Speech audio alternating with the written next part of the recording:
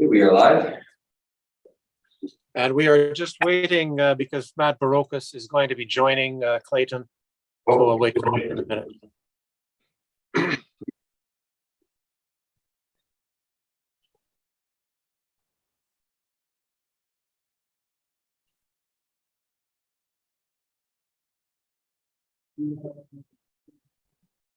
Should I go turn off the stream then? Just give me a second. He said he should be here any second now. Okay. He's here. He's just grabbing one more thing. Okay. All right. Well, he should be there by the time I've done the introduction then. Oh yeah. Okay. So I'd like to call this session of the Board of Revision to order and acknowledge that we are in Treaty 1 territory, the home and traditional lands of the Anishinaabe, Ojibwe, Innu, Cree, and Dakota peoples, and in the national homeland of the Red River Métis. Our drinking water comes from Shoal Lake 40 First Nation in Treaty 3 territory. With me today on the panel, and I'm, by the way, I'm Mark Boreski. I'll be chairing today. With me are Carrie Linklater and Gisela Rempel. The assessor today is Clayton Deitchen, and Stephen Lunn is our hearing secretary. To the Zoom participants of the hearing, please note you're placed in the waiting room until your property is called upon. When it is your turn, you will be admitted into the meeting. Kindly follow along on the City of Winnipeg's Board of Revision YouTube channel for the hearing process. Once the host admits you into the hearing, please close or mute your YouTube player. You will then be permitted to speak with respect to your property. Once your hearing is concluded, you can leave the meeting. We'll be hearing applications for revision of the assessment roll in accordance with the Municipal Assessment Act. The matters for which revision is requested have been described in each application, and we will limit discussion to those matters. The statements that are made at this hearing are sworn testimony, and anyone speaking to the matters must be sworn in. Be advised that comparisons of assessments of properties are not considered evidence of market value by the Board of Revision. The Board of Revision is appointed annually by Council and is independent of it and the City Administration. It makes its decisions on the basis of the evidence provided at this hearing and issues a written order that will be mailed to all parties as soon as possible. Please note that the board's decisions with respect to an application may be appealed to the Manitoba Municipal Board if the matter pertains to assessed value or classification, or to the Court of Queen's Bench if the matter pertains to the application of exemptions from taxation. Should you wish to appeal, information on how to do so will be included with the board's order. With respect to the hearing process, I will confirm the points of appeal with your property to be addressed with each applicant following the swearing in. We will then have the assessor's testimony followed by questions that the applicant may have, and then the applicant's testimony followed by questions. Each side will have an opportunity to summarize if they wish. Once all of the evidence about an application has been brought forward, the applicant may leave. The process will repeat for each item on the docket today. The session will close after all the applications have been heard, and the board will deliberate in private and make its decisions. You will receive the board's decision by registered mail as soon as possible. As information, all public hearings are live streamed, recorded, and will be part of the public record. We will be hearing items 1, 2, 6, 7, and 8 on our docket today. And Mr. Lund, could you please affirm the assessors and the applicant's testimony? Mr. Deitchen, please state your full name. Clayton Deitchen. Do you affirm that the evidence you're about to give at this hearing is the truth, the whole truth, and nothing but the truth? I do. Thank you. And Mr. Barocas, please state your full name. Barocas. Do you affirm that the evidence you're about to give at this hearing is the truth, the whole truth, and nothing but the truth? Yes. Thank you. And Mr. Story, please state your full name. Jared Story. Do you affirm that the evidence you're about to give at this hearing is the truth, the whole truth, and nothing but the truth? Yes, I do. Thank you. Thank you very much. Okay, so we have moved number 6 on our docket forward to be the first one to be dealt with, because I understand that there is an agreement that was arrived at yesterday. Mr. Deitchen, could you read this into the record, please, and give us information about the agreement that I understand has been arrived at? Yeah, it's file number 221598, roll number 050029888000 at 7 Riverstone Road. The assessed value is at $4,884,000. It's a residential 2 grantable liability. Our agreement is an NOI of 236,889 at a cap of 5.56%. You mind repeating that? Give us time to write it down. The NOI is what? 5.65. Oh, sorry. The NOI is 236,889 Okay. and cap is 5.65.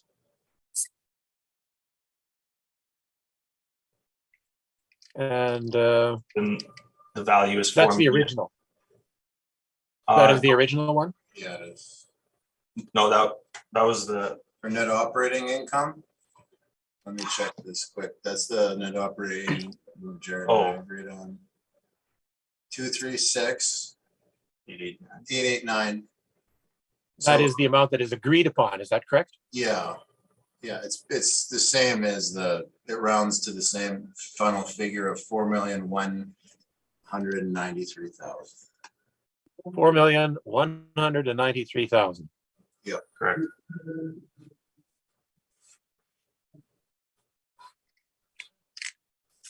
And Mr. Story, that figure has been agreed upon by you.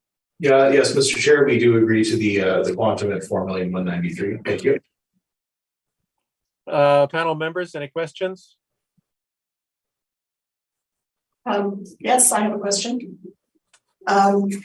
Dychen, so you've changed the cap rate on this property, Correct. and what were the reasons for changing the cap rate? Jared and I talked last night in regards to the condition of the property and I agreed at 5.65. Okay, did you have a chance to inspect the property? Just exterior photos, looked at permitted work to be done. And we've been settling other not-for-profit townhouses, so we kind of have a feel of where they sit. So that's something that we negotiated outside of the hearing process. Okay, so can you speak to the permit information? Can you say that again? Sorry, can you speak to the permit information that you mentioned? The permit information, well, they have some open permits for some exterior work. I believe some fascia, some windows, some doors. Mr. Story confirmed that he did inspect the property and said it is in, the exterior is in worn condition. Looking at Google Maps, it doesn't look like they've had work done prior to the permits being issued, and the permits are open, so I can't factor those in yet until the work is done. So we came to a 5.65 cap. Okay, thank you.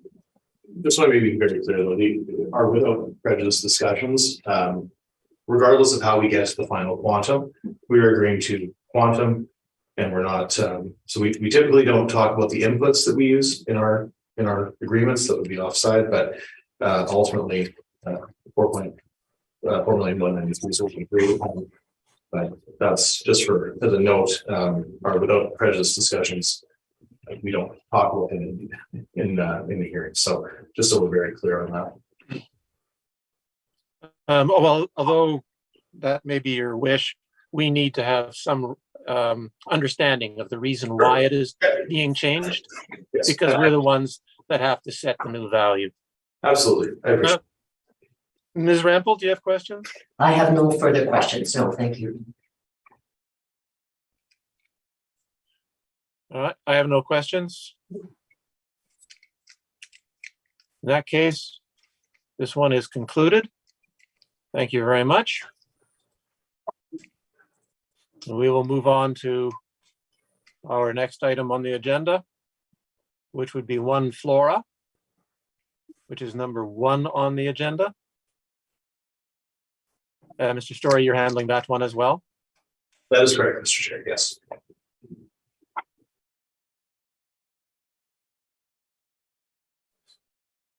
Okay, it's file number 221940. Roll number 1. Could you give us just a second, yep. Clayton? We've got to bring this up on our computers. I may be just a little behind the others, but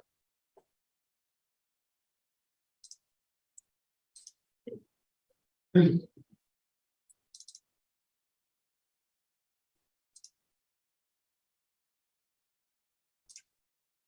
panel members, you ready?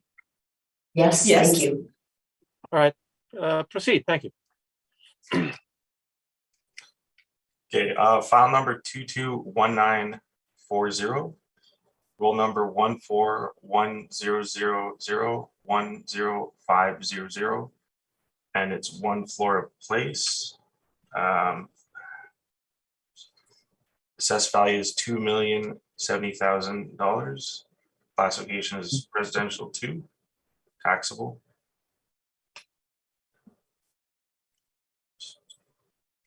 Scroll down to page 3, gives the income summary, income value summary. It's a total of 28 units. Average monthly rent per unit is $786.69. Gross potential rent, this is all modeled, it's $264,328. Vacancy 3.2%. Giving us an effective gross income of $255,870. Expense ratio 53.48, giving us $136,839. Coming to an NOI of $119,031, with a cap rate of 5.75, gives us the value of $2,000,070,000. On page 4, I have my rent comparables.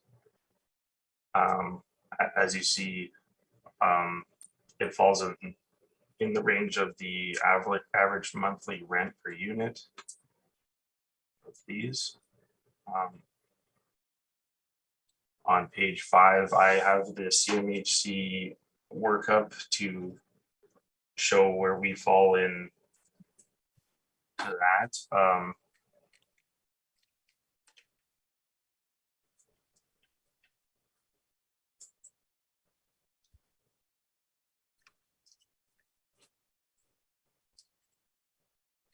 Basically, this chart on page 5 is showing the city of Winnipeg is only assigning about 75% of what the citywide townhouse average rent would be. I don't believe the rents in dispute between us and the applicants. So we're just gonna carry on past this part right here. And on page 7, we have our cap rate evidence that we provided.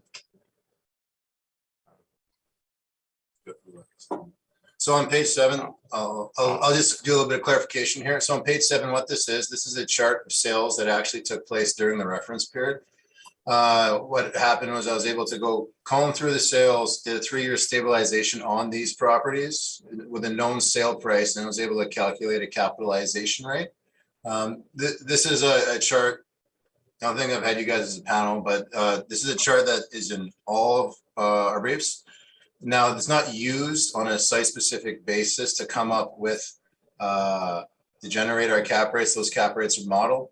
This chart is simply to show that when you stabilize site-specific expenses, 3 years leading up to the sale of an open market arm's length deal, that we have cap rates that fall within the range of what you'll see on the next page, on page 8.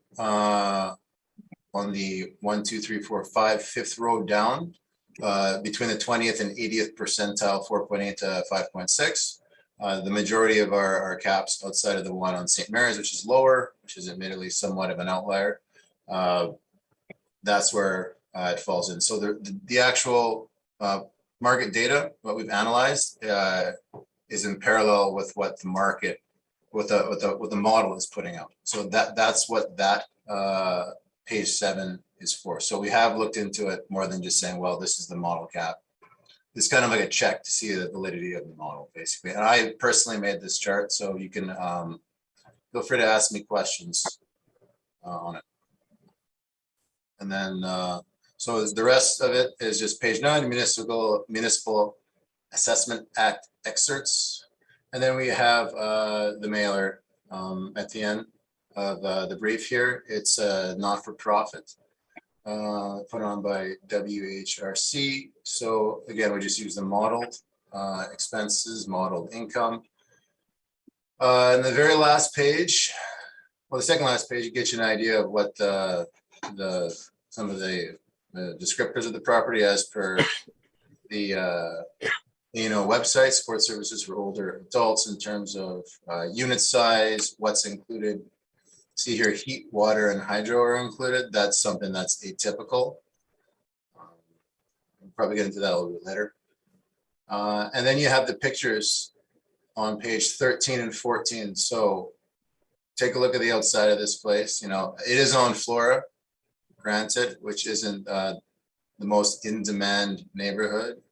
No doubt about that. That's part of the reason why the cap rate is at 5 3/4. But you look at the outside of this place in terms of exterior condition of the roofs, fascia, windows, doors, landscaping. It doesn't look like it's beat. So our expense ratio on page 3 is 53%. That's a pretty healthy expense ratio for a 2007 property. That looks like this on the outside. We forgot to include the permit, but this place was built for $2.7 million permitted value in 2006. So if you could write that down or commit it to memory, that'd be great. They built it for 2.6 in 2006, 2.7 actually, irrespective of the land value, and we're only assessing it at 2 million. Perhaps we need to inspect and revisit this property. I definitely don't think we're being too aggressive with our assessment. That's our presentation. Thank you. Thank you. Mr. Story, do you have questions? I have a few, Mr. Chair. Thank you. Not sure who to address here. Shall I Clayton, Matt, who am I questioning? Just ask a question and maybe I'll jump in. Okay. All right. Sorry. So you mentioned a permitted value, but just to be very clear, that's not in evidence, and we don't know what is all entailed in that. Is that fair to say? That's the construction permit that we have in our system. Okay. We have it in front of us right now. It's for the construction of the row housing. That doesn't include the value of the land. Okay. And just to be very clear, though, you're not suggesting that construction costs relates directly to value from a market perspective, are you? Not directly, but I mean, it is kind of they're usually in the same ballpark. Okay, so I know that you said you looked at photos online. Have you ever visited this property? No. Have you reviewed the history of this property? The history in terms of? Well, okay, I suppose I can speak to that in my submission, but this Flora Place was originally developed as emergency housing, and then that was in the 40s for folks coming home from the war. Well, how about we save the information for your presentation? Sure. Yeah. I think so I guess the answer is no. Okay, fair enough. My question is though, are you aware that this property was purpose built as social housing, and it was built by policy, let's say, as opposed to by market factors? Is that fair to say? Yeah, the applicant on the construction permit was Winnipeg Housing Renewal Corporation. I'm sure they had that in mind. Okay. Well, but not they had it in mind. It was built specifically, it was purpose built for social housing, correct? I mean, I don't have that in my evidence, so I can't answer that question. I'm just telling you what the permit, who was the permitted applicant is, and it's the current owner. But what you're saying does make sense based on that information. Okay, and let's just mention the area very, very quickly. Can we agree? So this is a block or two away from, let's say, we're very close to King Edward School. So this is basically right around the corner from the corner of Selkirk and Arlington. Are you aware of that? I don't have a map in front of you, but I'll take your word for it. Okay, and if you're familiar with that area, is it safe to say that the built environment in general in that area would be considered to be in a, let's say, decline. Is that fair? I would say, because I am familiar with the area. Okay. I ride my bike home, actually, not kind of like through that area. Yeah, I would say it's one of the more lower income areas, and that's reflected in our cap rate relative to what this property would be capped at in an area that's more desirable to an investor. Okay. Okay, that's fine. And we can agree that I think just based on what you're saying, that there would be, let's say, some impediments to private investment in this area based on what you've observed, presumably riding through there. I have to go through all the time. So can we agree though that there's a lack of private investment and there would be substantial impediments to private investment given the current state of the built environment in this location?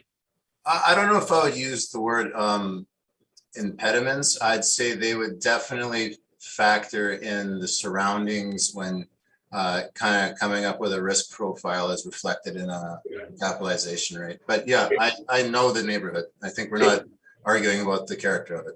Right. Okay. But again, you mentioned the cap rate. Well, that's Mr. Chair, that's going to form the crux of our argument here, is that the cap rate is too low. Can we agree though that Mr. Brokus, the principle of anticipation based on the notion of the durability or the quality of income escalation from an investor's perspective would be a negative here? Would that be fair? In terms of the external compared to like the average neighborhood, yes. But I mean, if this was in another neighborhood, it wouldn't have a 5 3/4 cap. It would have a cap probably 4.8, 5%, maybe even 5 1/4. But this reflects the neighborhood it's in. We've pushed the income quality down in our system to as low as it can go to try and recognize the inherent challenges in the area. So, okay, so we've captured it on the rent side, and I appreciate that. That's fine. Now, in terms of the vacancy rate, can we agree that the city average, according to CMHC, without any sort of understanding or consideration of vacancy loss, is 3.8%? Is that correct? I mean, I don't have that, I don't think, in my evidence here. It would be more probably specific to townhouses, but the townhouse data is not as good as the regular apartment data. So we're just going with what the model's signing. Okay, and that's interesting. So we're indeed dealing with row housing. Now, in terms of this property, though, these would be considered very, very small suites. And I know that you have the A&O sheet in here, but in terms of what we see typically for row housing in the city, these would be exceptionally small units, typically single occupant, correct? Well, I mean, I haven't inspected it. I'd love to inspect it. But the suites, compared to most townhouses, they are smaller units in my experience. And can we agree that at the reference date that we're seeing a tenant preference for larger suites, more amenities? Is that fair to say? Well, I mean, I think this type of, it depends on the demographic you're looking at. The people who are looking for the more amenity 4-bedroom, 1,500 square foot townhouse in St. Vital aren't going to be shopping for the $686.69 per month townhouse on Florida. So there's two different markets there. So we don't use the cost approach, but it kind of speaks to like a test of reasonability.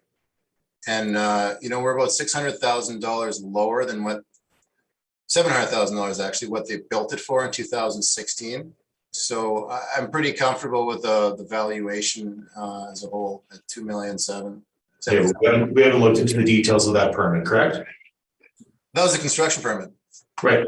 Okay. And then just again, very quickly, we're dealing with cap rate only, so I'll limit my questions here. Page 8, you've shown the cap rate table Now, obviously, we're not dealing with market cap rates here. We're dealing with a cap rate that should be adjusted beyond a typical market cap rate to reflect that this would be considered a riskier investment for a purchaser. But am I correct in pointing out that in your income valuation guide to income producing properties, the city notes that market cap rates fall between 3.8 and 7.4? Is that the city's position? I know you mentioned the 20th and 80th percentile, but in terms of the larger swath of cap rates that the city is suggesting for this cycle represent market, you're suggesting 3.8 to 7.4, correct?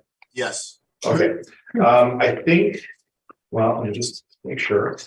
Oh, in terms of I know that you said that the expense ratio is all modeled. Now, and I do note that the owner has sent in their I&Es for the past number of years. It doesn't seem to be an issue there. Did you consider the fact that they have typically very high expenses in this property? And do you have the capability to overwrite the model in that regard, or did you just accept the model without consideration to the actuals on the site specific? So I'm glad you brought that up. So like typically we don't use the not-for-profit expenses, and Jared's got a good breakdown, 3-year stabilized in his evidence. And one of the main reasons why we don't take it, and as this is what the expenses are, and we adjust the expenses to that, is they include the utilities in the rents. And utilities on a private basis aren't included in the rent, especially for townhouses where they're easily separately metered.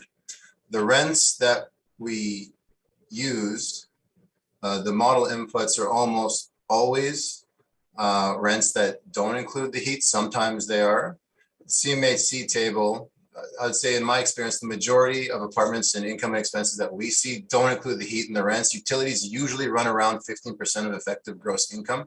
When you get to these, for normal apartments, when you get to not-for-profits, they're included and they get ballooned way up higher. Well, anyone buying this on a for-profit basis isn't going to give the people free heat and electricity. And if they were, that would push up the rent they would be asking. You're going to see later on in some of the private townhouses, not only in the Altus cap rate study, but also under appeal here, that the utilities rate per against the effective gross income is actually much lower than 15%. So I'm fairly confident that for a building that was built in 2007, putting a 53% expense ratio, I'm not convinced that that's not too high. I'd love to do an inspection of this property. So that's why we don't include, they're not running it to make money. They're running it just to break even and keep it going. They're not for profit. So no, we don't consider the expenses. Okay, and just thank you for that. So the reason you don't use the actual expenses or consider them is because of utilities? That's the city's position? That would be my main reason why, because they wouldn't be included. Okay, and these properties, just so we're clear, supported housing, you said it operates at a break-even, but they typically operate at a loss. And unlike market apartments, they do not have a history of economic profit. Is that fair to say? They've never been running that way, so that would be true. Okay, thank you very much. Those are my questions, Mr. Chair. Thank you. Ms. Linklater, questions? Yes. Mr. Dychen, on your brief on pages 13 and 14, you've got pictures of this property. Can you tell me when those pictures were taken? They would have been taken from Google like a couple weeks ago. Okay.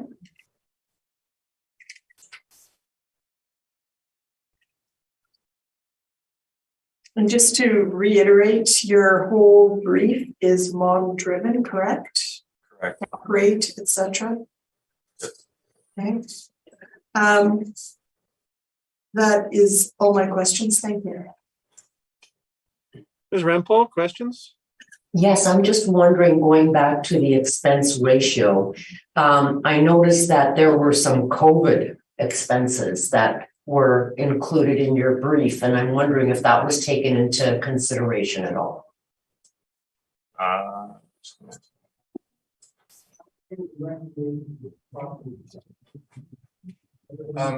What, is that page 10? Are you talking about the site specific mailer that was handed in? Yeah, Where is? sorry.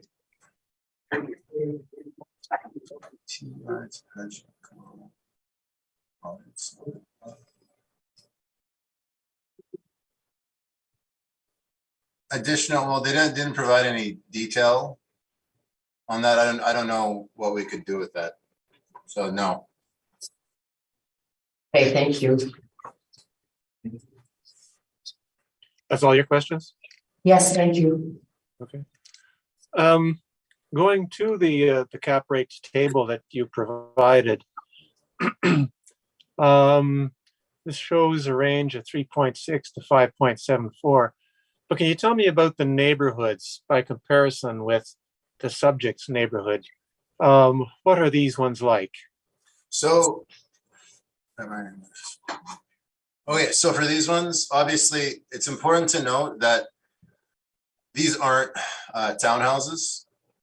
I know Jarrett has a couple townhouses in his cap rate study, which we're gonna discuss in review. This is just what we bolt on to all our briefs. So McPhillips, St. Mary's, Bertrand Court, and Maryland, Arden, they're all in superior neighborhoods. They're higher income. But you can see that our property was built in 2007. We only have one property built in 2015 in the same kind of ballpark, and it had a 4.8 cap, so we're about a point higher than that. So that's because it's a townhouse and it's on Flora instead of McPhillips leading to the North Perimeter Highway. So there's not a great deal of townhouse cap rate information out there, and if it is, it's older and arguably in some cases perhaps unusable. So we're sticking with our model cap rate of 5 3/4. We're confident in that. Well, what you're saying about these is, although they're better neighborhoods, they're older properties that leads to a bit of a saw off. Well, I'm saying that it's a townhouse, it's on Flora. So instead of it getting the new standard apartment cap rate around 4.8%, it's a point higher to reflect that, the inherent characteristic of the neighborhood the subject property resides. Okay. With respect to the rents, you said that the utilities are in the rent. Yeah. I want to understand something that you said about the fact that if this was purchased by somebody, put them out there on the market, the rents would likely be higher. So is it that the rents exclusive of utilities are currently subsidized, or is it that the utilities, the utility cost is subsidized currently? I don't know the particular arrangement. I know, just glancing ahead at the applicant's brief, I know they're running at about 30% effective gross income, which is double what we see for a normal apartment. Typically separately metered townhouses, they're only going to have utilities for their common area, like if they have like a site office or like lamps, you know, to illuminate the site. You'll see how that utility rate to effective gross income is much lower. So we don't use the utilities, then we don't use their actual expenses because they're not running it for profit. But I don't know the particular arrangement in terms of how the utilities are paid per tenant. And we say you just use the model rather than the actual. Is it the model for subsidized housing? No, Exclusively, or is this model for that physical form? it's model for that physical form with our income quality adjusted lower.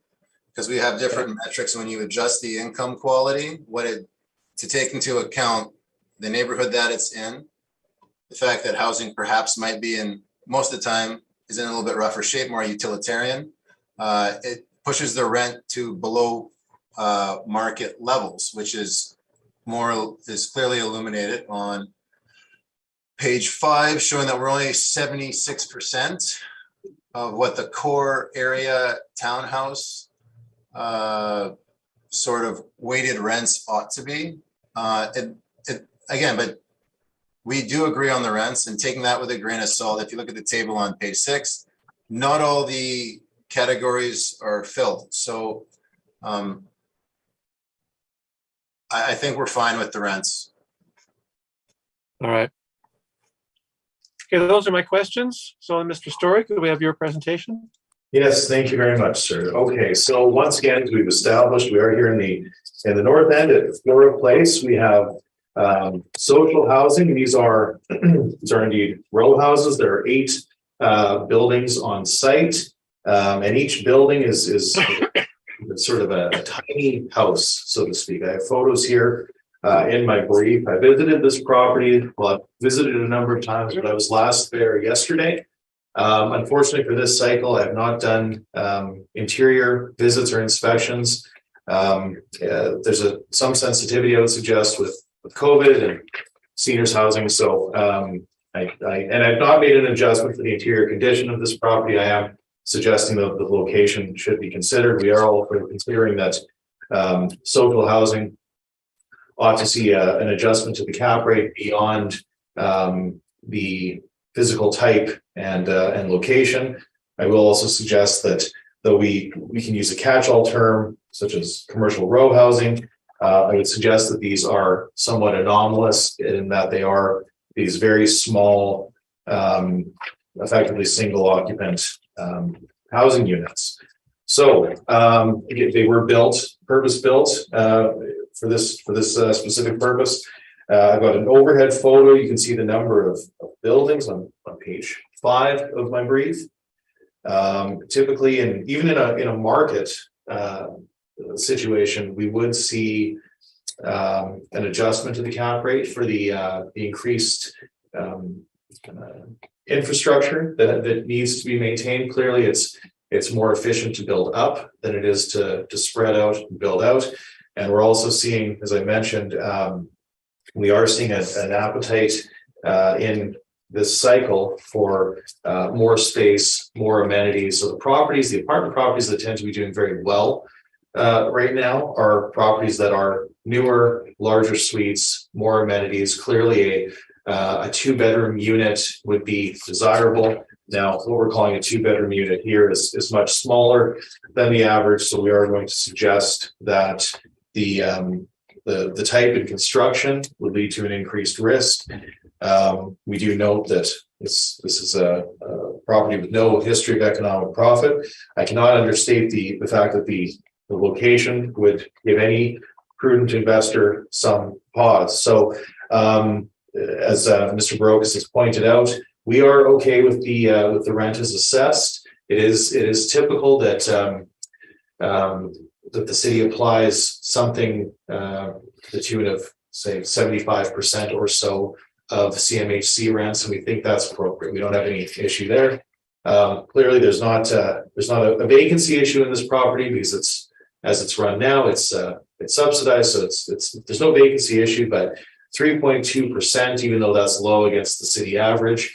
If we consider that marching forward, if this property were to be used as a private rental, the rents would ultimately be low, and we don't foresee any long-term vacancy issues. So 3.2%, though below the city average, is okay. And I do agree with Mr. Brokus that the commercial row house data from CMHC is of lower quality than say the 1-bedroom and 2-bedroom. So for the purpose of our exercise today, Mr. Chair, we are accepting 3.2%. So where we have an issue again is the cap rate.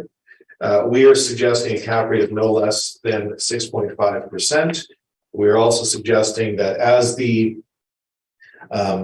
well, if you go to page 13, we've looked at a stabilized income and expense well, if you consider the expenses, obviously the income is ranked geared to income, so it's not typical of market. But we are looking at the actual expenses as reported, and I've provided that for you in a detailed breakdown from the years 2017 through 2020. As per our normal course of action, we look at what's been reported. We provide you with an average of 2018 through 2020. And then we have a column that's labeled subject stabilized. And you can see that when we stabilize the expenses, they do come to 166,661. Now that ratio is in our calculation 65.1, but the resulting number is what's pertinent here. The model is suggesting 136,839. And we're seeing 166,661. So we're agreeing on the effective gross income, as I stated. We are subtracting the expenses of 166,661, giving us an NOI of 89,208, capitalized with a cap rate of 6.5%, leads us to an overall market value at the reference date of 1,372,435, which we then of course round to 1,372,000. Now, at the appendix of my brief, you'll all follow me. We have a separate insert for how we treat capitalization rates for affordable housing. We note that the property is social housing. It has basic finishes. It doesn't have air conditioning, and it has a low income tenancy. I've also included Manitoba Municipal Board Order A02330, which states that low investment grade apartments warrant a higher yield and overall rate than conventional apartment properties. The applicable rates tend to rise with the presence of each of the four characteristics attributable to these properties. For example, low cost or low quality construction, advanced age, declining or blighted neighborhood, and low income tenancy. Goes on to say that one justification for the high applicable rates is the added risk caused by several factors. These include a high operating expense ratio, which we discussed here, a low net income stream with increased variability of the income stream, because changes in gross income or expense have a greater relative impact on net income when the rent levels are low. We've also included quote from Mr. Richard Bolton's text, Valuation and Market Studies for Affordable Housing. It's published by the Appraisal Institute. And in this text, the author discusses the appropriate methodology in determining market capitalization rates for social housing compared to conventional market apartments. And he states, and I'll quote here, developing a market-derived capitalization rate for an income-restricted property begins with an analysis of the available rates for similar unrestricted properties.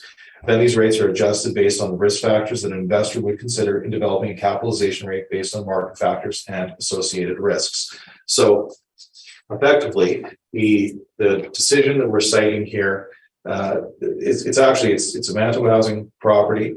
And in this decision, I'll leave this with the board to peruse, but effectively it's much the same argument that we're hearing today from the assessment department, where they've said, well, we've adjusted the income strength very low, and so that should capture the that should do it. And we're saying, and the board ordered that no, we should have higher rates based on the fact that for these factors that we've mentioned here. So though the rents are low, that's fine, but these properties should also be applied a cap rate that is higher than market. Now, I've included our cap rate study for apartments. I can go through it. I've alluded to a number of factors. So we've done a fairly fulsome review, research. Sorry, is this a separate document now, or Yes. is it the same document? Yes, it is, sir. This is the document titled Altus 2023 Cap Rate Study for Apartments. Okay, give us just a second to bring that up. Sure. Yeah. And if I'm going too fast, please do stop me.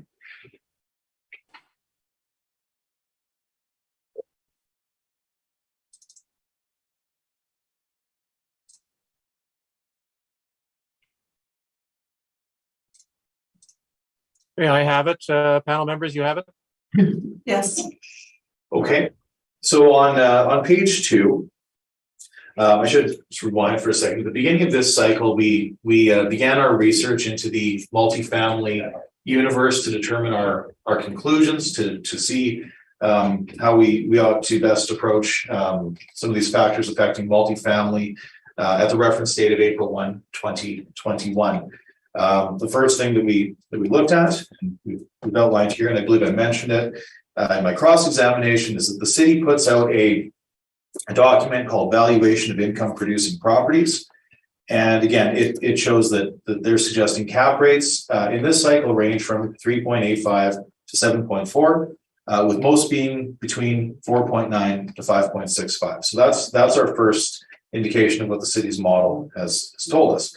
We then look to the brokers' reports. You can see, Mr. Chair, I've summarized this here on page 2. 2018 Q1 and 2021 Q1, and this is of course the cycle over cycle for our purposes, showing compression in the market, and it's inclusive of Colliers, CBRE, and Cushman Wakefield, and you can see that we've actually seen very little compression, typically between 0 to 25 basis points. We then go on to talk about interest rates, treasury bond yields, and that's on page 3. Now, the other issue that we consider, and this is on we consider every property that we bring before you on a site-specific basis. And so we look at each property and we consider different, what we'll call risk factors that affect certain properties. So building type and construction. So for example, if we look at an older garden style apartment or a row house, a property that has more infrastructure to maintain, if we have wood frame construction, if we have a mix of wood siding and stucco, if we have multiple buildings, we do consider that a risk factor that we consider when applying an appropriate cap rate on a site-specific basis. We consider issues around heritage status. That's not on our docket today, but that is a factor that we would consider. We consider building amenities, balconies and outdoor spaces, walk-up access, office spaces or dens, business spaces, gymnasiums. So I mentioned earlier that we see an appetite in the market from tenants for more amenities and larger suites. Now, this is no doubt amplified by the pandemic. However, this was a pre-existing trend, and there's a document in our appendices, Mr. Chair, that talks from the city that talks about more people working from home, for example, is a pre-existing trend, a trend that is not simply an event that will come and go with COVID, but rather a trend that will likely carry on into the future. Of course, we consider age, we consider condition, parking ratios, and of course maybe the number one driver of real estate value, location, cannot be understated. We consider suite mixes. So a property with an inferior suite mix will typically carry a higher risk than a property with a good or adequate suite mix. So 2-bedroom suites are the most popular. But we have seen, I've summarized the vacancy from 18 through 19. We see a huge increase in bachelor vacancy, which is slightly unusual. 1-bedroom vacancy from 2.9% to 4.3% is quite unusual. 2-bedroom vacancy goes from 3 to 3.4%. But what's very, very interesting is that 3-bedroom vacancy actually went from 3.7 in 18 to 5.9 in 19, but back down to 2.5% in 2020. So that's very interesting. So 3 bedrooms, larger suites have become more popular. We consider location again and external factors, number of suites, and supply and demand. Now, we have been tracking all of the permits, and I've personally been tracking development applications that have come through the city of Winnipeg in terms of trying to determine what what's called the development pipeline is in the city of Winnipeg. And we've actually summarized that here for you. You can see that there's a great deal of new product coming on stream that was known to the market as of reference date. So I have that here. It's a large document, but trying to flip around. So it's actually on page 38. And you can see the new and pending supply by region. I'll give you one moment to get to that. Let me know when we're all on page. We're good. Mr. Chair, are we good to proceed? He's muted. Oh, shoot.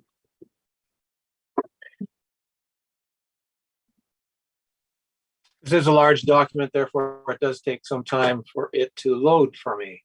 Okay, no problem. So, and we're at page 38, everyone's there. You can see in the Northwest, that pre-2021, there were 728 assets, with 700 coming on stream. In the Northeast, there's only 153 multifamily assets with 480 coming on stream.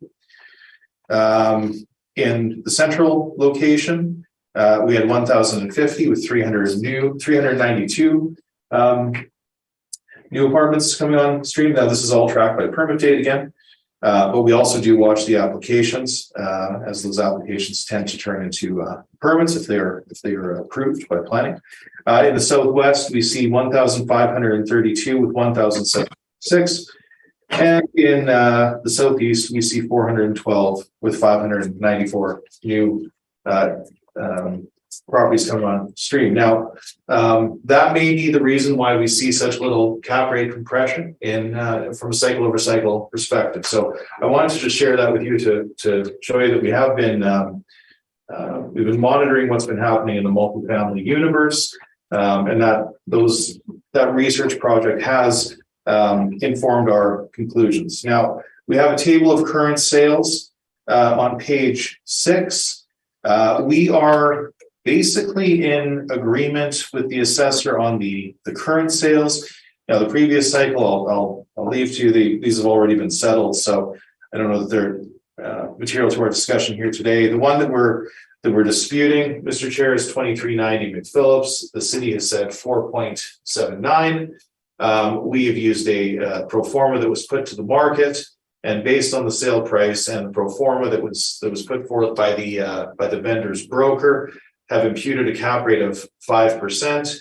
Though, as we've gone deeper into this property, we're going to suggest that cap rate is even higher, potentially based on the fact that the rents at the time of sale were below CMHC. The vacancy was also below CMHC. So, interesting thing that we're seeing. I think we might see, as we come out of the pandemic, we may see some cap rate decompression based on the fact that we're seeing a focus on cash flows. So if that cash flow was understated, but that was then adjusted upward, you would see decompression on that cap rate.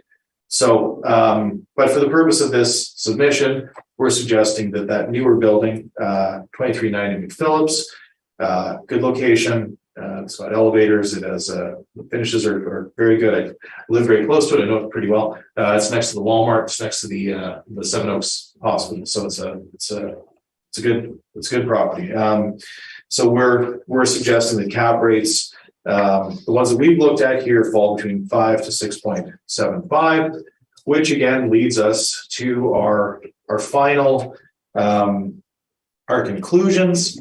And you can see here, Mr. Chair, on page 7, we have our summary. So properties, and these are for market apartments. So please do remember that we are adjusting for social housing, but in terms of the market apartments, properties built before 1946, whether they be high rise or low rise, they would typically all be low rises. Typical cap rates would fall between 6.1 to 6.66, 46 to 59. For all number of stories, 5.75. For low rises between 1960 to 1998, typically we would apply 5.5%, barring any adjustment for the factors that I've mentioned. Similarly, high rises built between 1960 to 1979 would be applied 5.5%. High rises and all properties effectively built between. All newer properties built post 1999 would typically be applied 5.25. And then just to cycle back here, high rises built between 1980 and 1998 would be applied a cap rate of 5.25%. So we've considered what's happened in the market. We've looked to our previous cap rate study and factored in compression as reported by the brokers. And we feel very comfortable with our cap rate conclusions. Now, those are, I can't stress this enough, those are market cap rates. They are only applicable here in that we would consider those a base. The brokers are suggesting 5 to 6% for good quality and probably typically higher quality investment grade apartments in their what we'll call advertorial circulars. They're suggesting approximately 5 to 6%. Though we do note that those calculations, at least from one of the firms, do include transfer costs, which would have the effect of bringing those cap rates lower. So they should be slightly higher if those land transfer costs and closing fees were excluded. But so we typically use the brokers' reports more as a bellwether for compression in the marketplace. But based on what we're seeing for good quality apartments, we would suggest that Flora Place, based on a site-specific analysis, what we know about location, multiple buildings, the fact that it does operate at a deficit. If we put ourselves in the mind of a prudent purchaser, we would suggest that there's a substantial risk profile that should be ascribed to this property. And so with that, we do respectfully submit that the value not exceed $1,372,000. And Mr. Chair, I will ask that my comments regarding cap rates carry forward to at least my next property. But again, the market cap rates are for market apartments, but we are following Mr. Bolton's advice as well as the advice of the municipal board, as I stated, in adjusting the cap rate to adequately reflect a market view, I will say, of Florida Place. And with that, I will to your questions, and I thank you. Mr. Brokus, Mr. Diachin, questions? Yeah, we have some cap rate rebuttal. Would you like to hear that first, or do you want us to do questions first and then present that? Well, let's do questions. We'll do all the questions, then we can get into rebuttal. Okay, thank you. All right, so just page 2, your valuation, $1,372,000.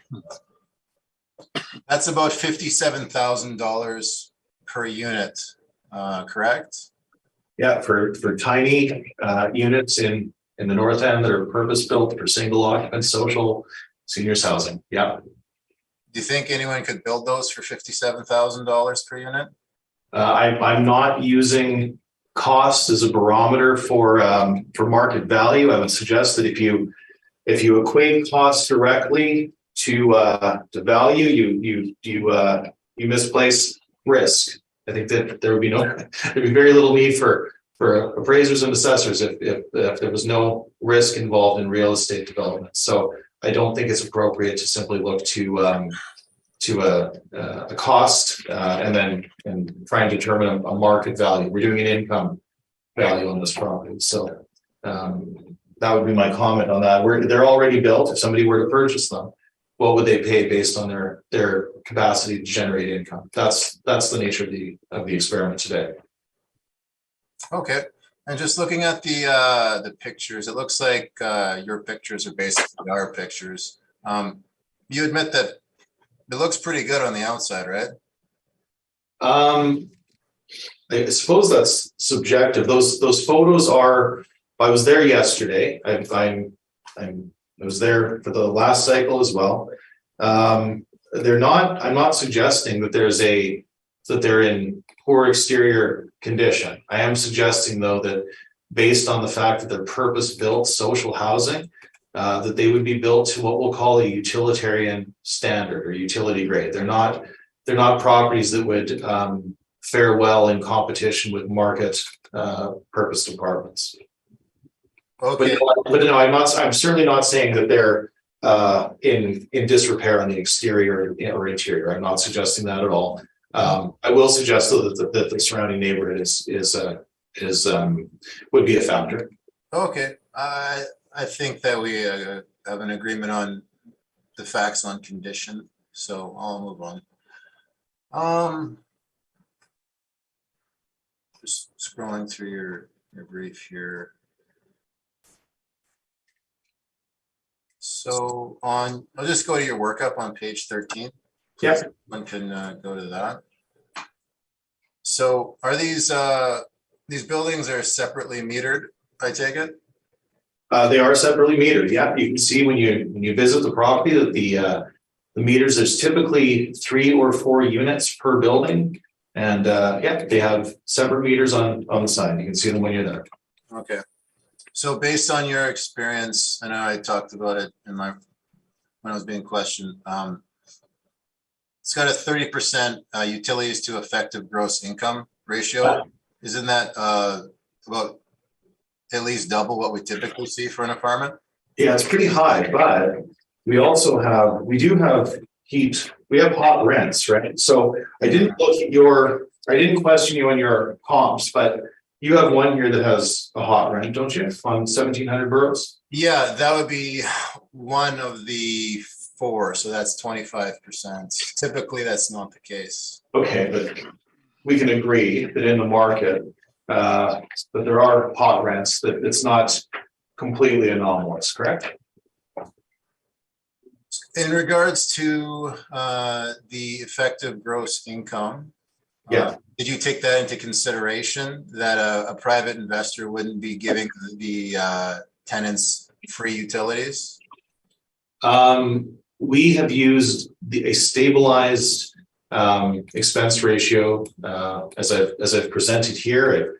I've looked at it on a site-specific basis. We've paneled this property for some time, so I've not factored out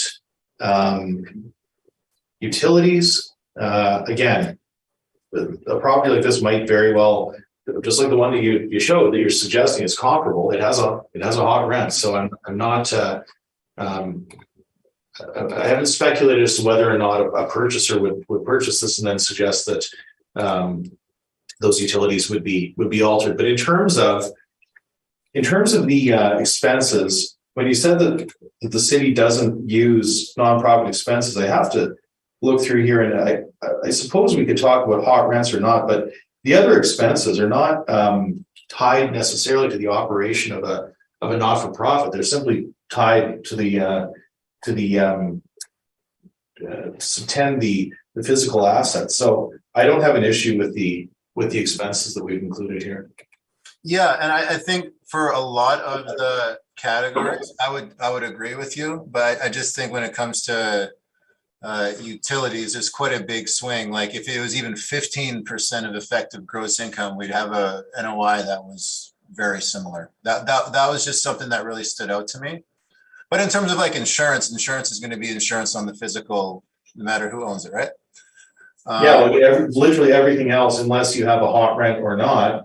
And I think as you've illustrated in your brief, some of these properties, you got this one on Burroughs, it's actually very similar to the next one we'll talk about. That's a hot rent. So that exists. So yeah, it both exist, I suppose. So you could go either way. And in this situation, we've included the hot rent as you've included in one of your comps. Okay. All right. I agree to disagree on that, but that's fine. On the page 16, you've got capitalization rates for affordable housing. Yes. So from memory, I know you have 4 factors. Low on the first bolded paragraph down on page 16, it says the applicable rates tend to rise with the presence of each of the 4 characteristics attributable to these properties. So low cost or low quality construction. Yeah. So you're saying that the 2.7 they spent building on this is low quality based on your judgment?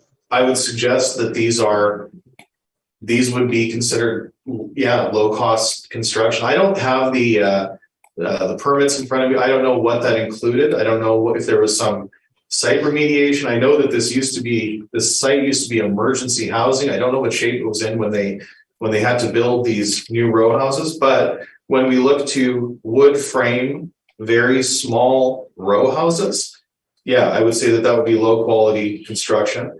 It does not have advanced stage. In terms of the neighborhood, that's a challenge, and that's certainly one of the factors.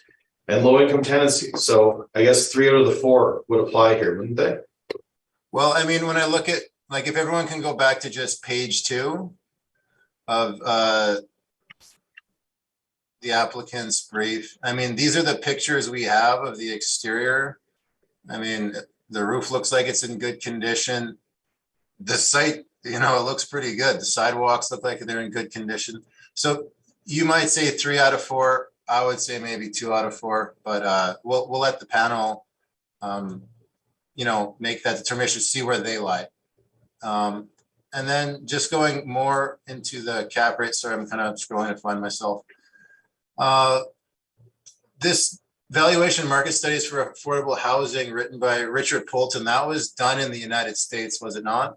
That's from the Appraisal Institute in the United States, absolutely. But that gives us some direction in terms of methodology. So it's not talking about Canada, but it's certainly a text that was put out by the Appraisal Institute in the United States that gives us some direction as to how to best handle these types of properties. So they're clearly not market apartments, and I think that is it's an interesting support to the board order that suggests that we ought to not only set the rents lower, or so to speak, but also adjust the cap rate based on the fact that these properties, from a market perspective, would be seen as a riskier investment than a typical apartment that was not purpose-built for social housing. And you can read the wording in that decision, it says that very clearly. Okay, that's great. So on page 17, we have the municipal board decision that you included. Yeah. This is from 21 years ago, is that correct? It is from 2002. Yeah. Okay, fair enough. So this property, was it built in 2007? Or no, was it, sorry, at the time it obviously didn't exist. Was it a newer build, or was it an older build? So I'm sorry, you're suggesting that because this order was issued prior to the building of the subject, that the overlying or the overarching methodology that they're suggesting, the direction that they're giving us, should not be applicable? No. Sorry, maybe I didn't word that. It's more in regards to the property in which this order is attached to. Is it a newer build or is it an older building? This order is not subject or site specific to the property. It talks about low-grade residential investment originally constructed as budget housing. So this is the decision that we look to for guidance on how best to treat social housing. I mean, this was done on 330 Blake Street, which is an older property, is it not? Yeah, that's fine. That's not, okay, so I'm trying to make myself more clear. The order is not meant to be specific to the characteristics of the property under appeal, but rather to provide illumination or guidance to folks like us who are looking to develop a market cap for this type of property. These types of properties don't typically trade on the open market. So for our purposes, to determine an appropriate assessment, it is helpful to look at the methodology that's been ordered here. So regardless of the subject property, the concept is what we're suggesting is appropriate, and the spirit of the order. Okay. For questions on the main brief, that's good. If we can go to the cap rate study, please.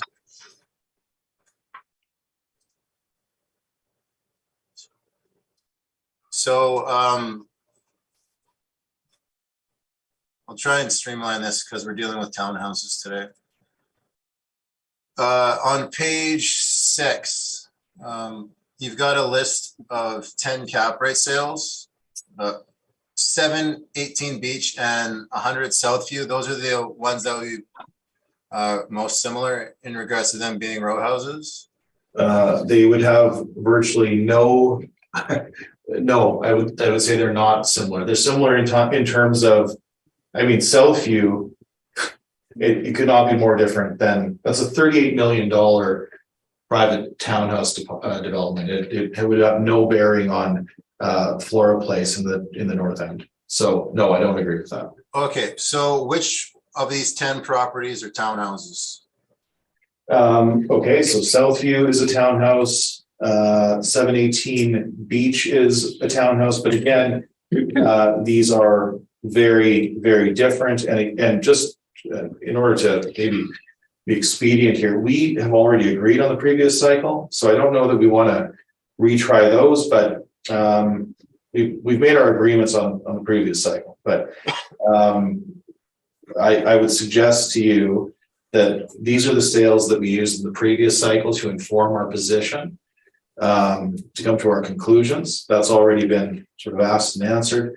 They're here for information's sake. We can talk about the previous cycle. We're talking about year over year compression, but really the sales on the top bar of that page 6, those are the most pertinent sales, and none of them bear any relation to our subject. However, they do inform our cap rate conclusions for this cycle, and we're suggesting that from what we're seeing from the brokers, what we're seeing in the market, from what we understand about tenant preferences, this property would carry a substantially higher risk. So that is how we got to that, how we got to 6.5 cap. I'm not sure how going in depth on any of these individual properties is going to give us a better, us or the board, a better perspective on what to do with Flora. I think it's safe to say that it is a different type of property, and I've eloquated my position as best I can that it ought to apply to 6.5 cap. Okay, and I appreciate that, and I agree it's something different, but just in regards to like where you guys are saying the bar is and then adjusting up from, I think it wouldn't be responsible if I didn't briefly look at your cap rate sales. Just on page 3, we've got a chart here showing that cap rates have in the most recent years been in decline. So in regards to looking at the 2 townhouses, Beach and Southview were sold 17 and 18. In relation to the chart on page 3, the red line, you can see that. Would you agree that the cap rates have dropped from that point, 2016, 2017? Okay, so just to be responsible here and make sure we're not misrepresenting this to the board, Mr. Barocas, these are national cap rates, and the purpose for showing you this chart is to talk about the relationship between interest rates and cap rates. Now, we included this in anticipation that the city might suggest, well, at the reference date, interest rates were at a historic low. We were also in the middle of a global pandemic. There was a emergency measure to drop interest rates. But what we're simply showing you here, and this is a quote from the UBC course textbook, CBD 135, commercial property acquisition. Quote, one cannot say, for example, cap rates move 1-to-1 with treasury yields. It depends on what drives the change in treasury yields and what this implies for growth expectation and risk premium. As we see, lenders baked in the anticipation that the low overnight rate was temporary, which is obvious. If you look at the Bank of Canada's benchmark rates leading up to the pandemic, the low interest rates were not should not be tantamount to a massive drop in cap rates. And further to this, these cap rates are national. And if we look at the national cap rates for markets such as Toronto or Vancouver, you will see that they are vastly different. So this chart is not to show you anything other than the relationship between interest rates and cap rates, and should not have any bearing on Flora Place. All right, well, I think I'll save the rest. Well, actually, no, there's go to page 38, please.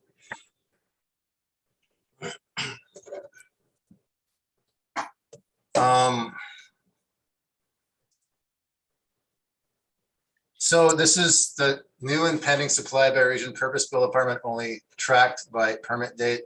So I added up what you have recorded as, the permits coming out for new and pending supply after 2021. Are you saying that there's, 7,700 new apartments coming online? Yeah, we're saying that this is all tracked by the permits. And if you have something to rebut this with, then I'd be happy to see it. But we have been tracking development applications and permits, and this is our conclusion. Where are we going to put 8,000 new apartments? So no, this is by unit. Oh, by unit. Oh, okay. Okay. Just making sure that's clear. Okay. I think those are my brief, questions for the brief in regards to his cap rates. I have a cap rate rebuttal now. And I ask if these questions can be rolled into the next couple of properties. They'll go much quicker, I promise. So if we Certainly. Yeah. So we'll then proceed with the panel's questions before we get into rebuttals. Okay. Ms. Linklater? I have no questions, thank you.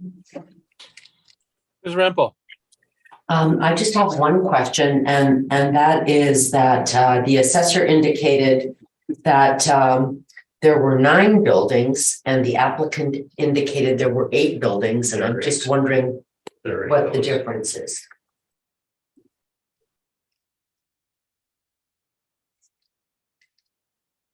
So, Mr. Reynolds, is that a question for me, or is that? Well, I guess maybe I need to direct this to. Yes, yeah, well, it would be, let's make it to you, Mr. Story.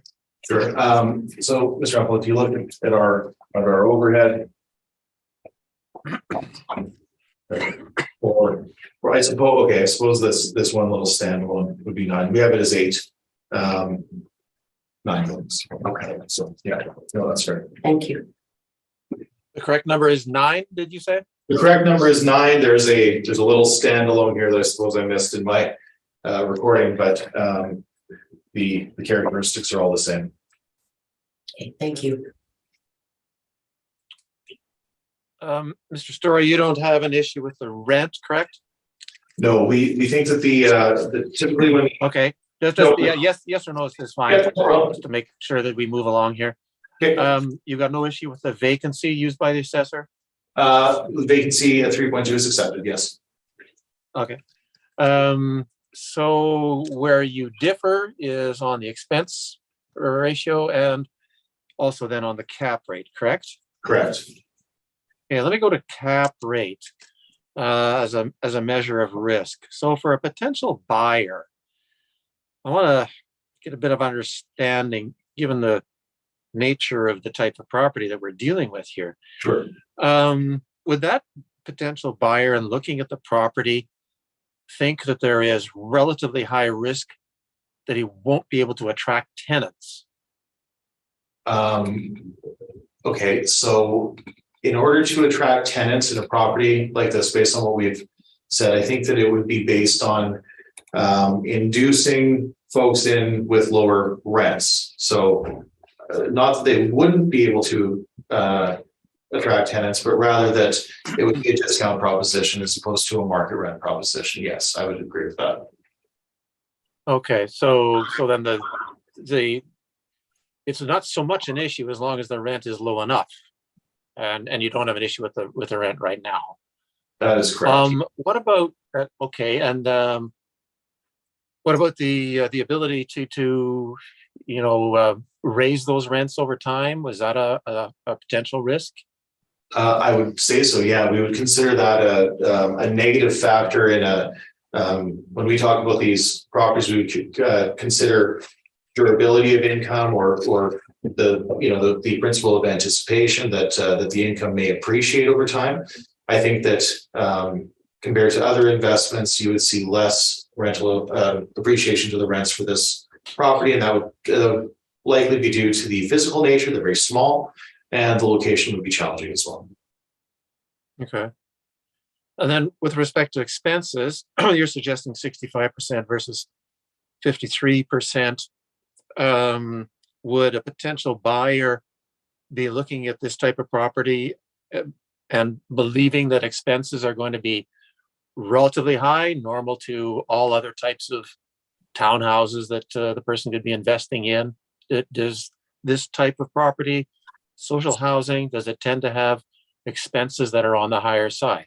Yes, and yes, it's a great point. Yes, I agree with that.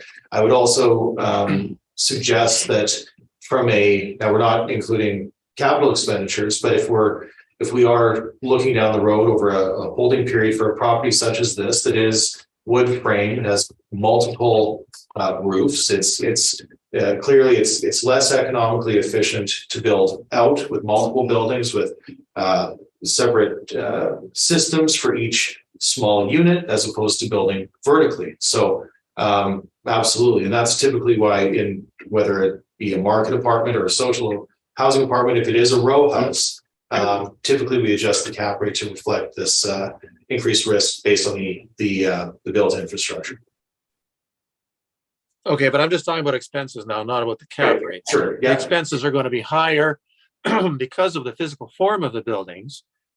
Are the expenses higher because of more wear and tear essentially by the tenants on this than there would be elsewhere? We've been presented with that information in the past before. Sure. So I suppose that one of the risk factors that that board order mentions is regarding low income tenancy. So if we were to assume that even if this property went to the market and were rented at lower rents, then yes, that higher wear and tear would be a consideration. I agree with that. Yes. Okay. So then, looking at the cap rate, here's my concern. What's going on in the back of my mind? Give me a little bit of help here. Sure. If there isn't really a big risk due to the ability to attract tenants because the rent will be suited to bringing people in, if there isn't a big issue with vacancy, if the expenses are higher and are being recognized in the valuation through your higher expense ratio, then you also want a higher cap rate.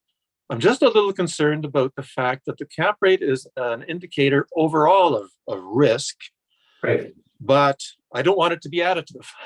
You see what I'm getting at? Absolutely. If you're really accounting for the risk in these other things, why then add a higher cap rate to provide for even more potential risk? Well, I don't know that this cap rate that's been applied by the city is appropriate. I don't think it is. And I don't think that mine is necessarily additive. If the city is suggesting that cap rates fall between 3.8 or 7.4, we are falling on the higher end of that, to be certain. And again, we are adjusting for the physical nature of this property.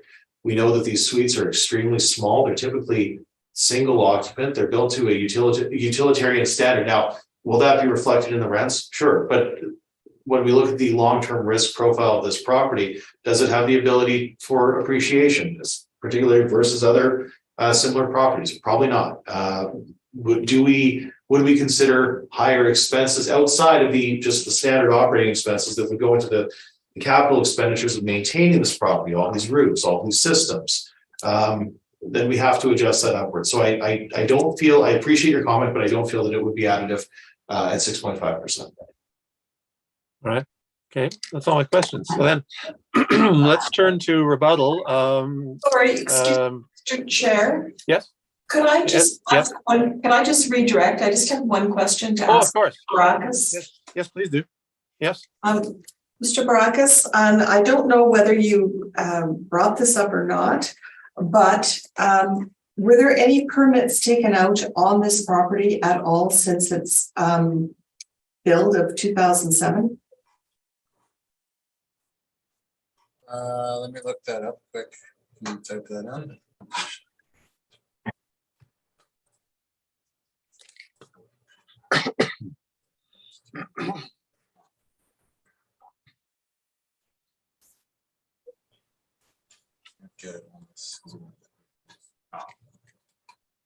You know, I don't have that information right now. It's for the purpose of making it quicker. I could get that to you later. But not to my knowledge. All right, I thank you. Yep, thank you. Okay, then, rebuttals. Mr. Barocas or Mr. Deitchen, you have a rebuttal? I will need a short recess to print off a copy of the rebuttal for the applicant. I think I have it. Oh, you have it? Yeah, is it, it's this one? Yeah. Yeah, I have it. And we have that on SharePoint, do we, Stephen? Is it this one? Rebuttal to the 2022 Milton's cap rate study? Yeah, that would be. Yeah, yeah. It should be in the SharePoint now, yes. Let's see. Did you just put that in recently? It did, yes. Oh, there it is. Rebuttal to the cap. It'll be at the end for you as well, Mr. Chair. Yeah.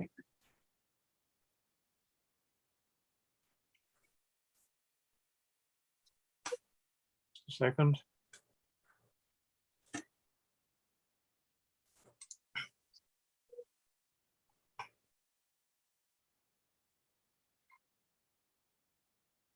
Sorry. It is called what? It is titled Rebuttal to 2023 Altus Cap. It is right at the bottom. You might need to do a refresh. Yep, got it. Okay, I've got it. All right, thank you. If you could proceed. Okay, so this is the rebuttal, page 1 to the Altus cap rate study. Page 2, you can see what it is basically I looked at the income and expense mailers and reviewed the stabilization that Altus used. There's some that we agree on, there's some that we disagree on. I'm going to do this as efficient as possible because there is a lot, but I do feel it has to be referenced. If Altus is using their properties as a baseline, then we discuss the stabilization they used. So page 3, this is a 2390 Nick Phillips. It's other than the year that it was built, I would say that it's dissimilar to the subject property. We're just talking about the cap rate study in general though. So you can see how I use the 3-year stabilization of the expenses that we have, and it comes out to a 4.8. On page 4, this is what Altus used to come up with their 5. I'm sorry, where are you seeing 4.8? On the bottom of page 3, capitalization rate stabilized. Oh, there, okay. All right. Column 4.8, stabilized in a normal manner. Altus on page 4 came up with 5 using a pro forma. So you can see that they really didn't have anything. The pro forma just said, well, it's 5%. I wouldn't count that reliable. And I include the mailers on pages 5 to 10. Now, to make things quicker, I'm going to jump us, if we can go to page 27. This is a newer build because Flora is a newer build. And again, Ward's a bigger property. It's not a townhouse. It's in a more desirable area, but it is the year built that the category that we're looking at. There is no dispute between the city of Winnipeg and Altus for a typical newer apartment at 5%. So, the city of Winnipeg bumped the reference date 1 year to move the cycle to 2023 with an April 1st, 2021 reference date, because we want to take into consideration the effects of the pandemic on the real estate market. And so you can be clear, the province did that, not the city. Precisely. Okay, well, it was moved. So it went from 5 to like 4 3/4. So what happened is you can see that like money got cheaper, the market got better. Everyone knows what happened in the housing market. So there was an improvement, and that's displayed between Ward and McPhillips. Okay, page 29. We've got the two townhouse cap rate sales. And there's a disagreement between the way that we've stabilized the repair and maintenance and Altus has stabilized the repair and maintenance. This property was built in 2014 after a couple of years after the year built. You're going to have a kind of a holiday from repair and maintenance because everything's new. So what I did is I used an estimation of 1,000 per units. Altus used 500. That's not reasonable. Flora's not running at 500 per unit R&M. And neither is another property we'll talk about later today. And you see this, the Altus work up on page 30, where they're saying 4.4 cap. This is a townhouse type build in Elmwood. It's newer. And they adjusted the R&M upwards by 500 per unit. If you have experience looking at income and expense methods, you'll know that that's not feasible, especially for a townhouse. If you go to page 31, this is the income and expense sales questionnaire submitted by the purchaser for townhouses, for this townhouse in Elmwood. If you go to page 32, on line 32, you can see that was the purchase price based on the property's net operating income? They indicated yes. If yes, what was the capitalization rate? They assumed a 4.5% capitalization rate. Newer townhouse in Elmwood. And then Southview, actually just back up the bus to page 30. You can see that for a newer townhouse, the utilities not included in the rent, because the utilities are only for the owner. If there's any exterior lighting, water on the exterior, but separately metered, privately for-profit townhouse owner isn't going to give them free utilities. And then you see it's at 4% of effective gross income. And that's line 23, subject stabilized. You can see that. Going to page 34, 100 Southview.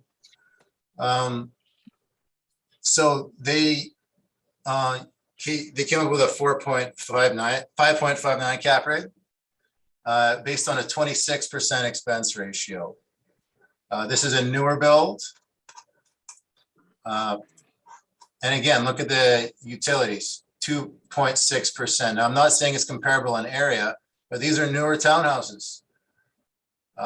Beach had a stabilized 33% expense ratio. I don't know how we get to 65. Actually, I do know how we get to 65. It's because the utilities are included for not-for-profit. And to make it clear, we are assessing it what a for-profit owner running it to make money would do. They wouldn't include the utilities. So basically, we're not saying the cap rate for Southview is good. Well, Altus did include this in their original cap rate study when Henry and I negotiated it. We dismissed it. It was not discussed. So Altus is saying these are the cap rates and this is what we agreed upon. That's not true. This is what they presented, but that's not the case. So, you know, if a townhouse in Elmwood, a newer townhouse in Elmwood is there, we're saying 5%. The owner in their sales questionnaire is saying 5.4. I think on Flora, 5.75 in light of what it costs to build, the exterior condition, it makes sense. So that's my rebuttal. Thank you. Mr. Story, do you have questions? I do. Thank you, Mr. Chair. Okay, Mr. Brokus, you've said a lot here, so let's go through this. You were mentioning beach, I think. Now, you're suggesting that the owner on their sales mailer suggested that the cap rate was 4.5%. Do you have any indication of how they calculated that? Did you do any follow-up? You know, how that was calculated? Do you have any background on that whatsoever? Nope. Okay, all right, that's fine.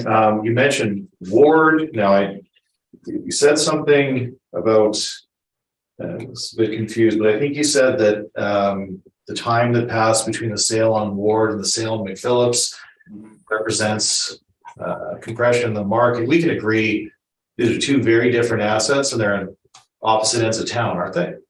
Yeah, there's no dispute on that. I was looking more as a, well, there's a dispute at the opposite end of town, but the asset themselves, they're newer, larger buildings. Oh, have you ever visited Ward? Have I ever visited Ward personally? Have you ever visited Ward? Can you substantiate that with your own experience having visited Ward to suggest it's similar to and not superior to? Okay, so it's a 2006 with an $18 million valuation. McPhillips is a 2015 with a sale price rather, with a $19 million sale price. Ward's been, I haven't been personally visited it, but I've seen the literature. Ward's been talked about for 2 cycles. I am familiar with it. And you didn't go and visit it? No, I've never been invited. Okay. I think you could just drive past it. I don't think you need an invitation. So, okay, then the obvious question is, I understand that this is a rebuttal document, but why have you not provided any of your calculations for any of your cap rates in your chief evidence? Why? Yeah. Well, I included the rebuttal as it. Why? I don't have a reason for that, actually. Well, part of it is also we've got some staff that's newer that they might not be able to articulate it. And I'm the author of the cap rate study, so I'll gladly talk about it, but I don't have a particular reason why. There isn't, just to be clear, there's not a cap rate study. There's a chart that you said is bolted onto every. Right. Right, but there's not a cap rate study that the city is with calculations. There's only rebuttal, correct? Well, no, there's the chart that I came up with. And the with. chart, right. Yeah, okay, so yeah. And those are the sales in the market, and several of them appear in the rebuttal. So you can see on McPhillips how you came up with your 5% and how I came up with 4.8. Right. Okay, but that's not my question. I'll get to McPhillips in 1 second. My question is why the city has not presented in chief evidence calculations supporting their position. If the onus is indeed on the assessor, then why is there nothing in chief evidence to support the cap rate conclusions for the property owners or for the panel to consider? Why is it only submitted in rebuttal? Because the cap rates are done by the model, not by this site-specific analysis. That's just meant to be supplementary support. Okay, so were these inputs included in the model? Were my calculations included in the model? No, I didn't. Well, they would have analyzed these properties, but these, my particular stabilizations, no, I didn't fill out these charts and hand them to the modelers. How many sales were included in the model this cycle? I don't have an answer to that. Okay, do you have any answer? So you don't know how many? Do you know how many row houses, how many high rises, how many from the north, how many from the south? Any indication of what? Mr. Story, sorry to interrupt, but we do know that Mr. Barocas, Mr. Deitchen are not modelers. I don't think that there's much point in spending a lot of time on how the model was constructed. Okay, okay, that's fine. One final question, just regarding 2390 McPhillips. Can we agree, Mr. Barocas, that with enough time has passed here and we've been able to look at this property, would you agree that at the time of purchase that these rents were below CMHC? Is that fair to say? I don't have any CMHC data in front of me in regards to that.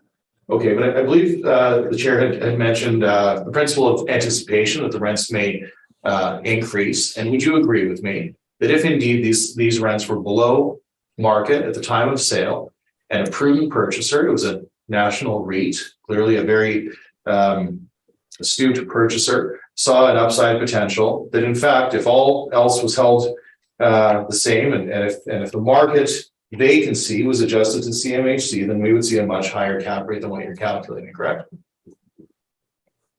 I think it is way more likely that if there is a room and the vendor and purchaser walked into the room, the income they used to come up with the net operating income, to come up with a sale price, you have two options. It's either a calculated CMHC rent or what they actually reported. I'll go with what they reported every day of the week. Okay, but is it just to answer my question though? If the purchaser saw some topside potential, saw that these rents were potentially low, and then maybe they could increase them, and maybe that would lead to an increase in vacancy as per CMHC, would that not mathematically increase the cap rate on your charge there? If they undertook and agreed to that hypothetical potentially adjusted speculation, then yeah, if you increase the rents, the cap rate would go up. Okay, and just once again, you're not aware that these rents at the reference date at the time of sale were below CMHC averages. Is that what you're saying? That doesn't matter. Okay, those are my questions, Mr. Chair. Thank you. Okay. Ms. Linklater, questions? I have no questions, thank you. Ms. Rempel? I have no questions. Thank you.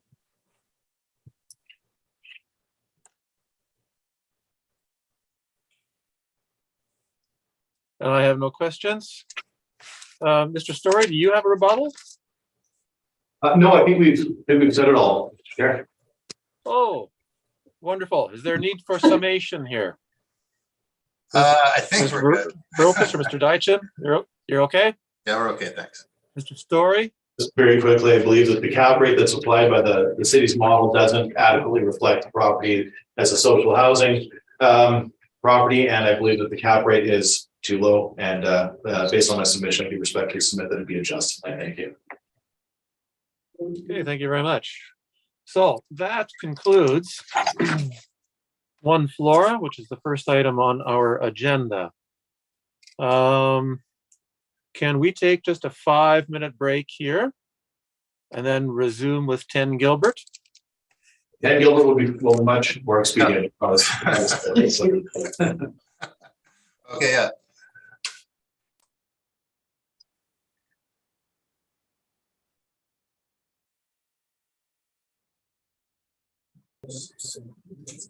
Okay, we are live. All right, so we will resume with 10 Gilbert Avenue, the second item on our docket. Mr. Deitchen, could you begin, please? Yeah, it's file number 221073, roll number 140216205000, and this is at 10 Gilbert Avenue. Assessed value is $4,003,000. It is a 20G property. It is a commercial row house built in 1969. There's 41 total units with an average monthly rent of $1,237.60. The gross potential rent is $608,899. Vacancy is at 3.2%. Effective gross income is $589,414. Expense ratio is at 53.48%. The NOI coming in at $274,195 with a cap rate of 6.85%, giving us the value of $4,003,000. Page 4 is the rent comparables. As you can see, it falls near the bottom of the range of average monthly rent per unit. Then we go on to page 5 is another CMHC table. So it shows the different townhouse average rents for 2 and 4 bedroom units. And it shows that we're coming in below the CMHC market rents. Page 6 shows the table for the CMHC townhouse rents.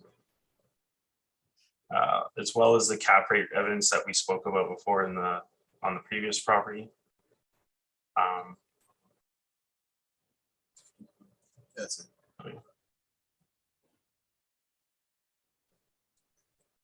Page 9 shows a permit from 2010 that there was a refresh of all the units on the, and there are multiple permits. I just didn't want to paste in a whole bunch of permits, but all the units were refreshed at that time. And then the last few pages are just some pictures of the exterior of the property as well. And that's my evidence. Sorry, could you just repeat, what was the date of that refresh? 2010 it was issued.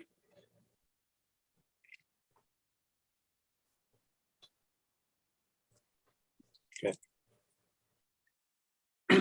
Mr. Story, do you have questions? I do, Mr. Deitch, that permit is from 12 years ago and it has a $0 value. Is that just sort of very clear? Well, it has value. That's just on this permit, but it is from 12 years ago. They didn't do a bunch of, Right, so what's the declared value? well, it says 0, but that's definitely not what was spent in there. So how much was spent? I don't have that information. It just Okay. says on the permit Yeah, that the permit to include replacement of exterior doors and a major interior refresh. right. Okay, have you ever visited this property? Just driven by it. Okay, and can we agree that it was purpose-built? It was certainly purpose-built as the Burroughs Keewatin development in the 60s, that this was built for this specific purpose. Can we agree on that? Yep. Okay, and can we also agree that this is a much larger development that also includes 1605 Magnus and 1606 Burroughs? Yeah.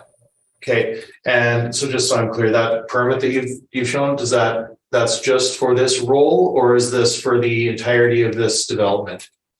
So we have a big list of permits.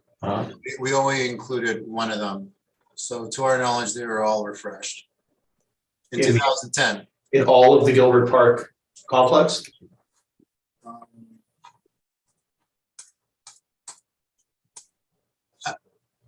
I can only, Okay, so yeah, I don't have that information in my brief right now because I'm on a different computer, so I don't have access to permits like I usually. yeah, well, and I would ask that we just limit our discussion to the items in evidence so that we can all see them. But now in terms of this suite mix, where did you get that suite mix from? That's what was on our property record. Okay, so you're not aware then that the actual suite mix is 8 2-bedrooms, 18 4-bedrooms, and 15 5-bedrooms. This property has 5-bedroom units. Are you aware of that? What was the last figure for 5-bedroom? Yeah, it's 3-bedroom is 8, 4-bedroom is 18, 5-bedroom is 15. So, okay, so I see that it's not, it's entered erroneously here, but I suppose my follow-up to that is, would that affect the model in terms of there's very little appetite on the private market for 5-bedroom units, so would that affect the model in terms of cap rate or expenses? I don't have any information. Okay, and it is indeed all modeled on page 3, correct? Yep. Okay, and that market rent, so it's 92.5, but if we consider that potentially a 5-bedroom would rent for more, then that might be different, but we're not disputing rent, so that's okay. Typically, as the size goes up, there's a more limited market. Is that fair to say? There's less people looking to rent a 5-bedroom than say a 2. Is that a fair comment? I haven't seen any studies, but I would lean that direction. Okay, but in general, CMHC, once we get into the 3 and 4, typically, now we've seen some reduction in vacancy in larger units, but a 5-bedroom unit, this market as well as I do, this would be an anomaly, would it not? Yeah, totally. Okay. You know what? I think we're only, and just to be clear, Mr. Chair, we're only talking about the expenses and slight adjustment to the cap rate. So I'll leave my questions there, and I thank you. Okay. Ms. Linklater, questions? I have none at this time, thank you. Ms. Rempel? I have none, thank you very much. Give me just a minute here to see if I conjure up anything based on not skimming through this as fast as I did.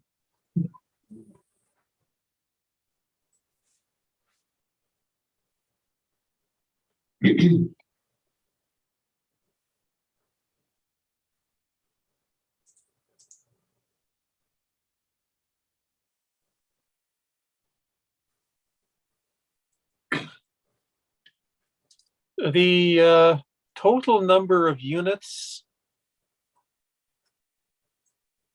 Sorry, come again. Total number of units is what? Oh, 41.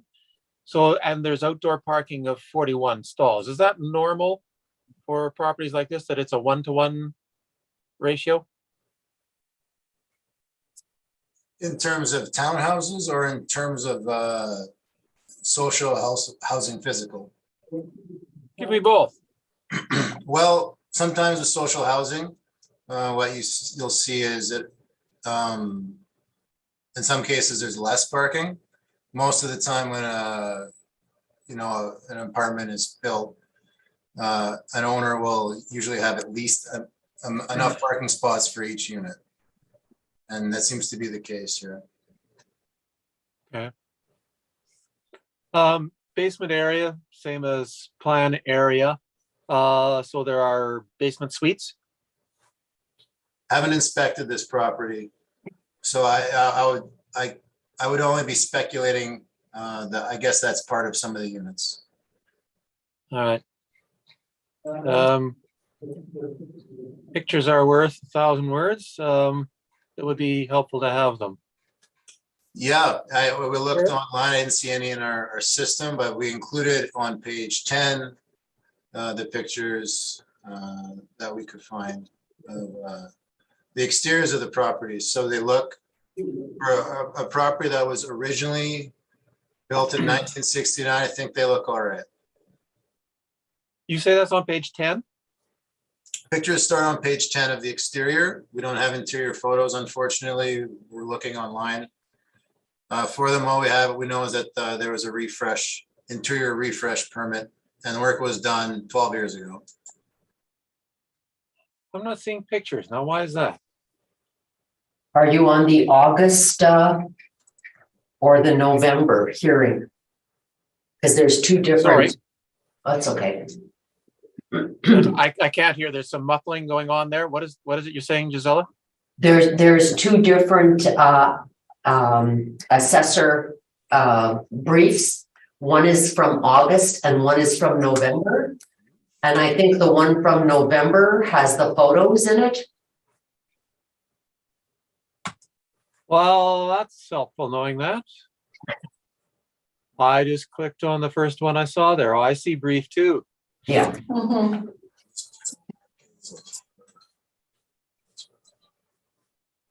In that case, give me a minute to have a look at it.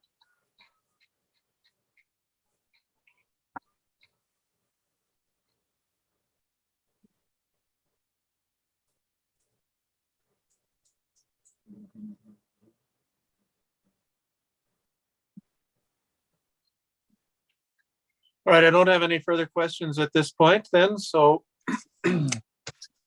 we turn to you, Mr. Story.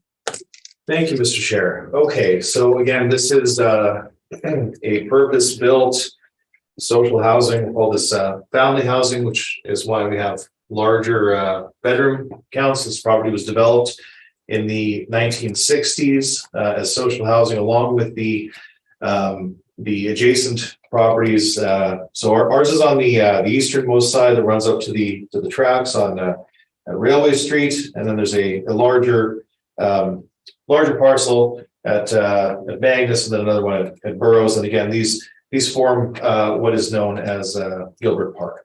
So we're in the Burroughs Keewatin neighborhood. Again, we have 41 suites.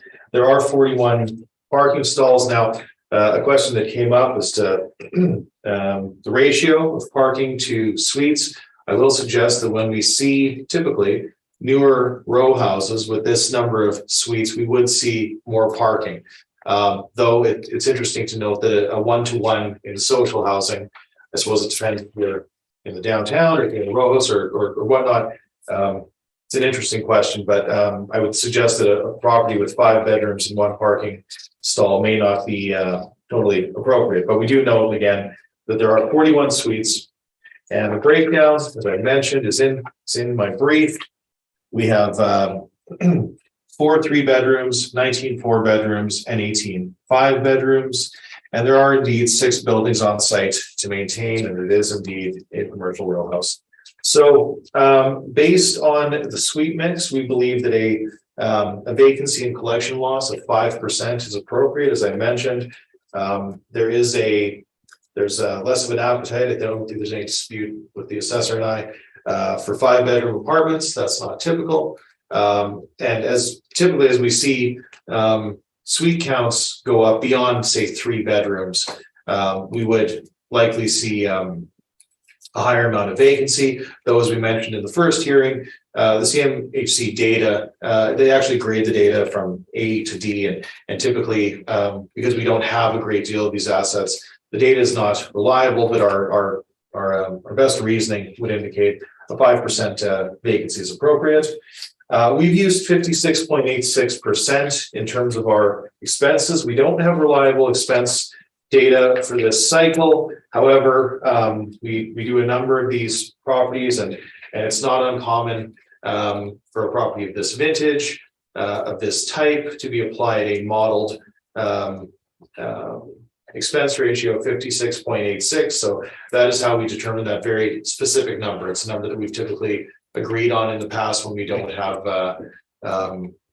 have better data to support, though the expenses may be above 60%, as we've seen previously when we have stabilized value, or when we have stabilized income expense. Based on the fact that we don't have many years to analyze here, we've used 56.86, and that is again based on a modeled figure that we've used in the past, and that the city has also used. So ultimately, our argument here is that the expense ratio ought to be adjusted very slightly. It is indeed a wood frame building. It is indeed built in 1969. I do note that the actual year built and the effective year built are the same. So there's no variant calculated by mathematically or by observation from the city. And we agree it's a property that is indeed true to its vintage and true to its purpose. So with that being said, we've applied a cap rate of 7%. Once again, we have multiple buildings to maintain. We have social housing with no amenities. Property is 53 years old. It's 53 years of no economic profit. Condition would be considered inferior. And so we're not far off on the cap rate. The city is suggesting 6.85. We are at 7%. I will point out that it is a superior location to Flora. So given what we've presented to you here today, requesting 6.5 on Flora and 7% on Gilbert makes sense from our perspective. So with the inputs that we've discussed here, we're not arguing the rent. We think that's fine. So we are slightly different from the assessor. They're using a model generated model generated vacancy of 3.2. We are suggesting 5% based on the suite makeup of this property. So our effective gross rent is slightly lower than theirs at $578,454, which of course is our effective gross income as well. Total expenses, we're using $328,909. The assessors at $315,219. So we're not worlds apart there. And we have a slight difference on the cap rate, but taken together, we come to an overall value, an estimated market value of $3,564,930, which we round to $3,565,000. The balance of my brief includes the affordable housing comments, and I would ask Mr. Chair that those carry forward from the previous file. And with that, I do respectfully submit that the board adjust the value to reflect a market perspective on this property at $3,565,000. And I'm open to your questions. Gentlemen, do you have questions? Yeah, just a couple. Have you inspected the interior of this property? Not the interior, but I've been outside of it multiple times. I was last there. Well, I can't recall, but I was there for the purpose of our exercise today. To ensure that the quality was as what we anticipated, and indeed it was. I was on my route for many years, so I know this property very, very well. Okay. So on page 2, these are the pictures that we're working with. Can you point to any specific deficiencies that you referenced in your brief? Okay, can you look at the windows on the top? Do you see how some of those are boarded? Because I would suggest to you that these are not in high quality condition. Are you suggesting that these are in good condition? It looks like they're in good condition to me. Well, I suppose that would be, we would disagree on that. I would suggest that they would not be considered good condition. These, well, I'll leave it there. I suppose we'll have to disagree. Okay. And I guess you haven't done the inside, so.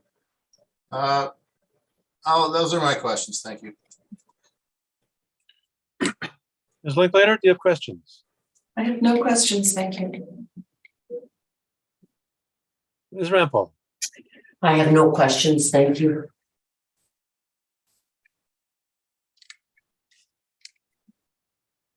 I suppose I have one question, if I could.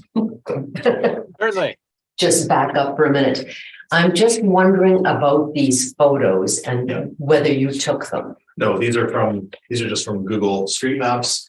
But I have visited this property, but these are not my photos. These are Google photos. So no, but I can confirm to you that they are a very adequate representation of the current present physical condition. And do you know, Mr. Story, when these photos were taken? That's a good question. No, I suppose maybe what I should do is when I take them, sometimes you can use the time slider. Yeah. I'll include that next time, but no, I did not include that here. Okay, thank you very much. I have just one more question.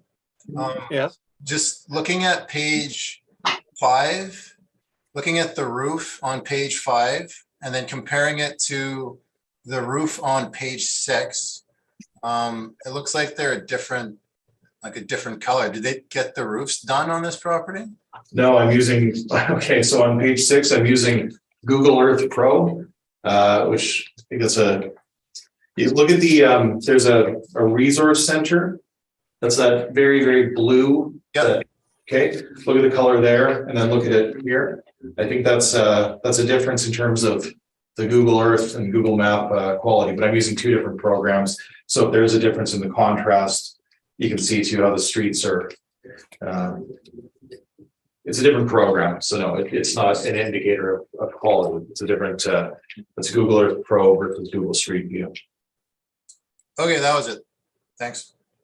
Mr. Chair, can I just redirect to the city assessor, please? Yes. Mr. Baracus, I understand you and Mr. Dietchen did not inspect this property, but do you have anything in your notes as to when it was last inspected? I'm assuming it might have been after some of these permits were completed. Yeah, we'll look it up for you quick, but I don't have it in my evidence. If you'll allow us to look it up, we can do that. If not, then that's okay too. How quick is quick? Well, we're typing in right now, so probably about 15 seconds. Certainly.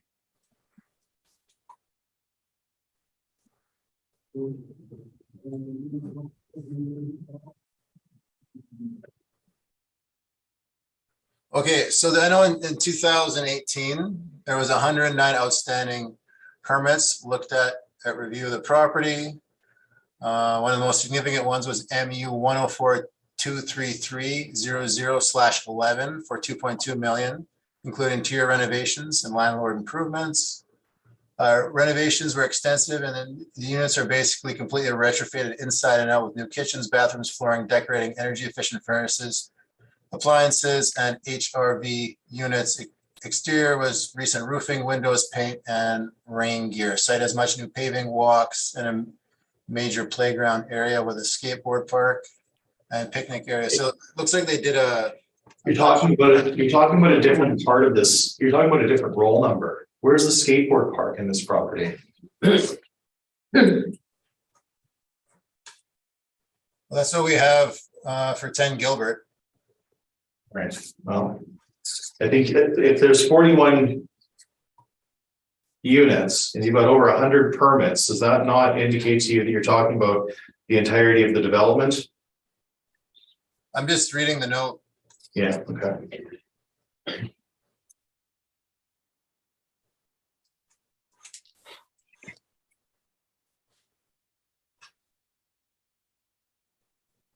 That's all my questions. Thank you.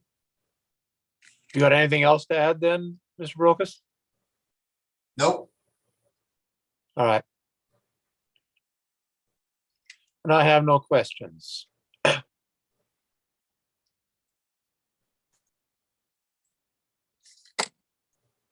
I assume we do not have any rebuttals I don't have anything else. and summation.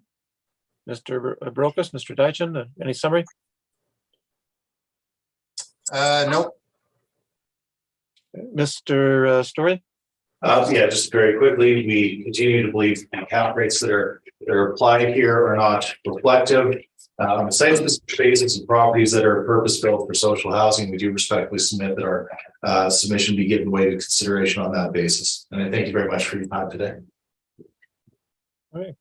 Thank you very much. That concludes 10 Gilbert on our docket.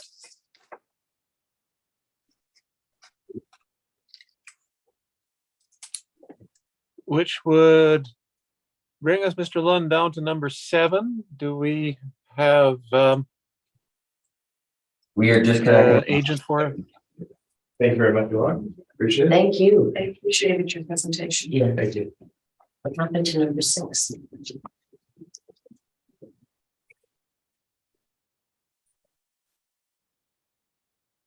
Riverstone? So, Oh, that's the one we started. Sorry. you know. Good morning, Mr. DuPont. You can hear us okay? Pardon me? I was just speaking to our applicant, Mr. DuPont. Oh. He just connected now, so you're on mute, Mr. DuPont, if you want to unmute and just test your audio very quickly. Okay, you can hear me now? Yeah, I can hear you perfectly. Okay, thanks. Good day, Mr. DuPont. How are you? Oh, pretty good, pretty good. And I'll just affirm our applicant very quickly. Mr. DuPont, please state your full name. Henry DuPont. Do you affirm that the evidence you're about to give at this hearing is the truth, the whole truth, and nothing but the truth? Yes, I do. Thank you.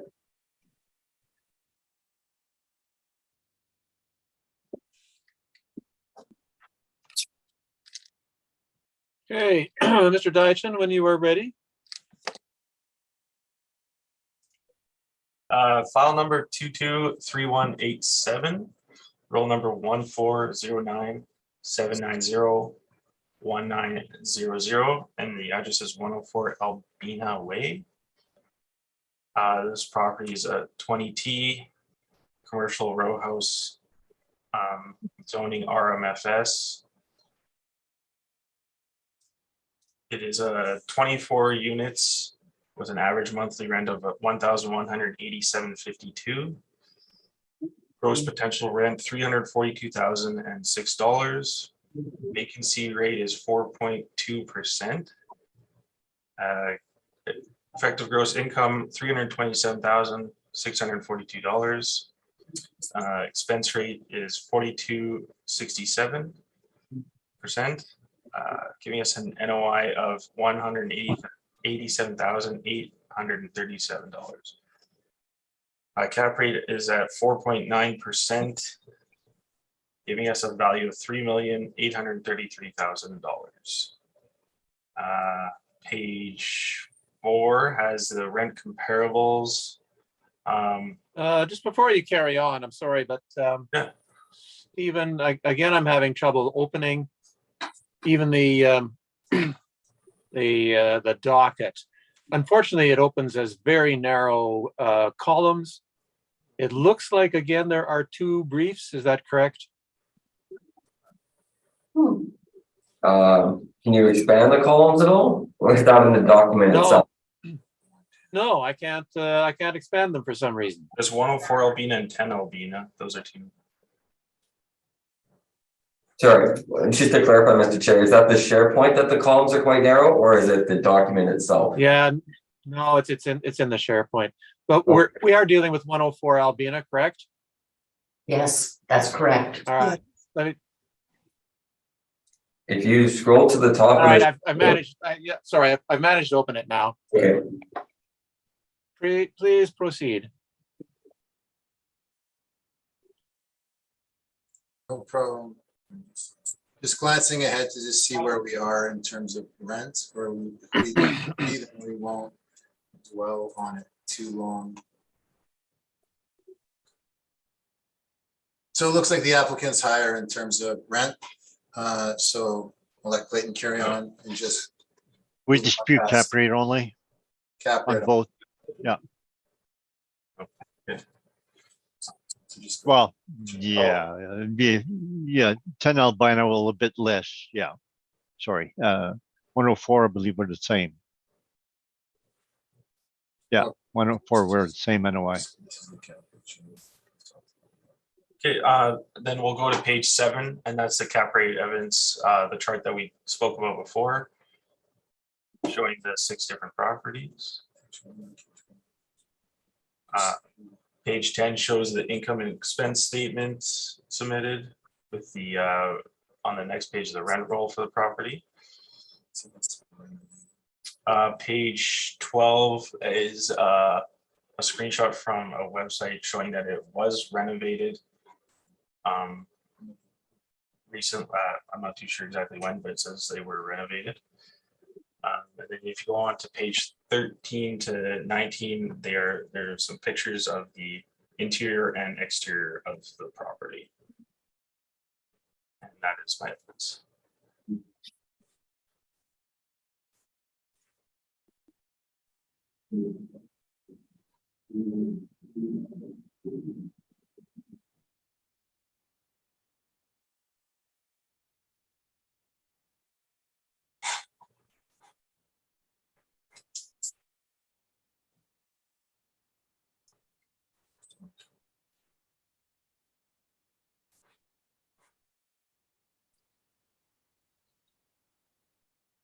Is that it? Yeah, that would be it. Yes. All right. Mr. DuPont, do you have questions? Yes, I do.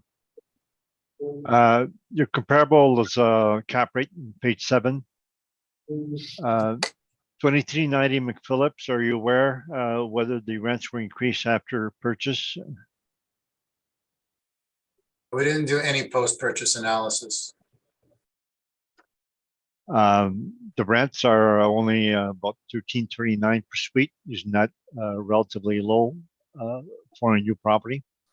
That's what they were getting at the time of the sale and is what the vendor and purchaser would have considered when coming up with a stabilized net operating income. So you would agree then that they were below market rents, the actual rents were below market? I'm saying that's what the rents were at the time, and if the vendor and purchaser walked into a room, that's what they would have used. That's what we have. Anything else is speculation. Some hundred St. Mary's, are you aware also that the purchaser bought with the intention to renovate? Yeah, I've seen the rebuttal. There's a letter from D7 that you probably have in the rebuttal that says they were doing some carpeting and flooring and that he was he was a first time buyer. And the cap rate is pretty low, but we are looking at townhouses today, and unfortunately none of these are townhouse caps. But yeah, that is an outlier in terms of cap rate. Yeah, and 32 Arden, you would agree that they had the laundry missing for the year prior to the sale? From memory, yes. I know that one used to be in your cap rate study. Yes. Guess, did you have any cap rates for townhouses? I know we talked about there's Beach and Southview, but I would say Beach is the only one that's usable. But that appears in your evidence, not mine. And then I have stabilization on rebuttal we've actually talked about, but if you want to talk about it again, we can dive into that. In the past, the assessor would have a cap rate premium for townhouses. Is that correct? We had one cycle, yes, and depending on the condition, the demand, they do garner somewhat higher expenses, repair and maintenance wise. But in terms of cap, it's kind of a case to case situation. If it's a townhouse that's doing great, then I wouldn't put a higher cap on it. That's all questions I have. Okay, thank you. Thank you. Ms. Linklater, do you have questions? Just one. I'm looking at their expense mailer. And on page 10 of your brief. And they have down under maintenance repair, $142,000. Yes. I'm just wondering if you can speak to that. Yeah, definitely. That was something I was gonna more save for my questioning, but I can do part of it now. So there's 24 units, typically a townhouse, 1,500 to 2,000 a unit would be more normalized. This is much higher. I don't have my calculator in front of me as I'm talking, but you can see that originally built in 1977, when you're referencing the pictures, beginning on page, well, so let's start with page 12, actually. It's an ad indicating that if we go to page 12, under floor plans, it says renovated units are not applicable to this price list. So the prices don't matter because that's post-reference, but what does matter is the condition of the property, January 1st, 2023. So the way I read it, it seems that there's some units that are renovated and some that are not. So looking at the pictures that we have that follow that ad from 13 onwards, we can see pictures of renovated units. So without having any more than this mailer in our brief, I could only assume that under repair and maintenance, it's so high because they are renovating units that aren't done yet, which is why we're not taking the actual into consideration and just sticking with the model. Okay, sorry, I may have misunderstood you, but are you suggesting that pages 15 and 16 and 17 are showing remodeled suites? Well, yeah, I mean, like, look at the flooring, look at the countertops, cabinets. That's not 1977. Okay, I am looking at the flooring and the countertops, and I would suggest to you that is not remodeled, but I guess we're entitled to our opinions. I mean, I wasn't around in 77, but I don't, from memory, it doesn't look like it to me. Okay, fair enough. Ms. Linklater, were you around in 77? I see. Shouldn't they have yellow appliances Yeah. or avocado? No, actually. Avocado. Those went out in 75, I can see. Anyway, thank you. That's all my questions. Okay, thank you. Redirect from that, sorry. Other board members may ask Right. questions. Sorry. You have a question for the assessor, Mr. DuPont? Yes, on those Feel free. photos on page 15, that looks like the old cupboards, the old very plain looking cupboard, and looks like arborite countertop. So would you say that's not renovated? I don't think those, I mean, again, I wasn't around in that era, but I have an older house and the counters, the cabinets don't look like this. It's definitely, when you look at the exterior of the property as well, on page 13, they've been definitely doing some work, and that we're saying that, you know, they're spending way more than usual. And That's not 77 on the outside, I can tell you that for sure. And the ad on page 12 says there's renovated units. So we don't know for sure, but we suspect that's why the R&M is so gigantic. So continuing with my questioning, so line photo number page 17. There's some old carpeting there. So would you say that modern renovated apartments would have laminated floors instead?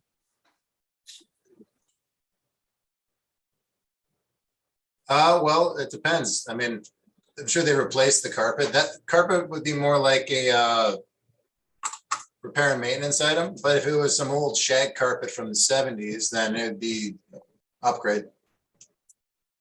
So would you agree that photo means that that unit was not renovated, does not have renovated floors? Floors, but if you look at the windows, the fixtures, look, it's not 77 in there. And the outside in page 18, I mean, that looks like a new property, but it's 77. So maybe they're putting more of the rentals into the exterior. But it's Page Sure, go ahead. 18, what's modernized about that? Still the old brick, still the old wood? I don't see anything modernized there.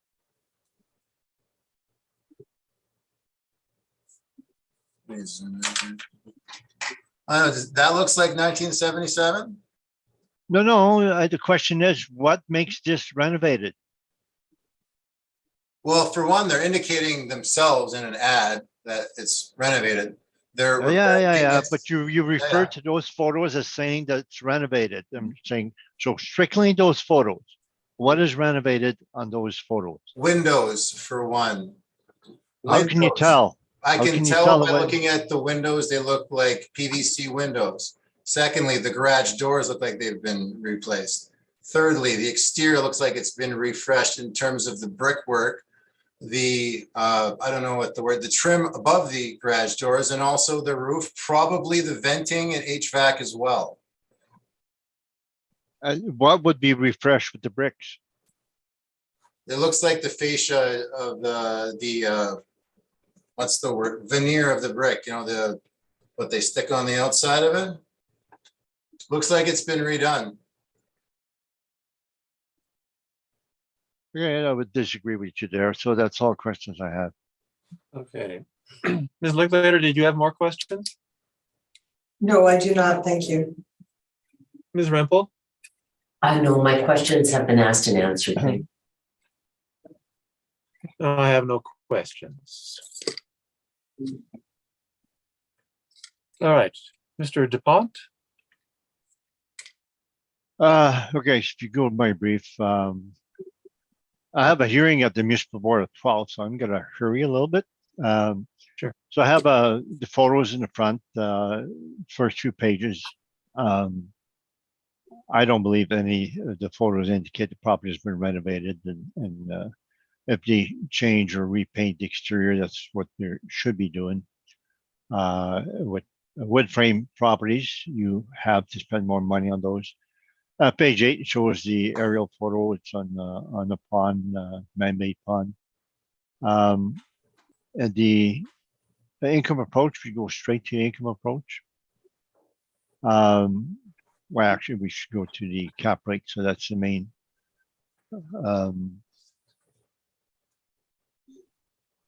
So the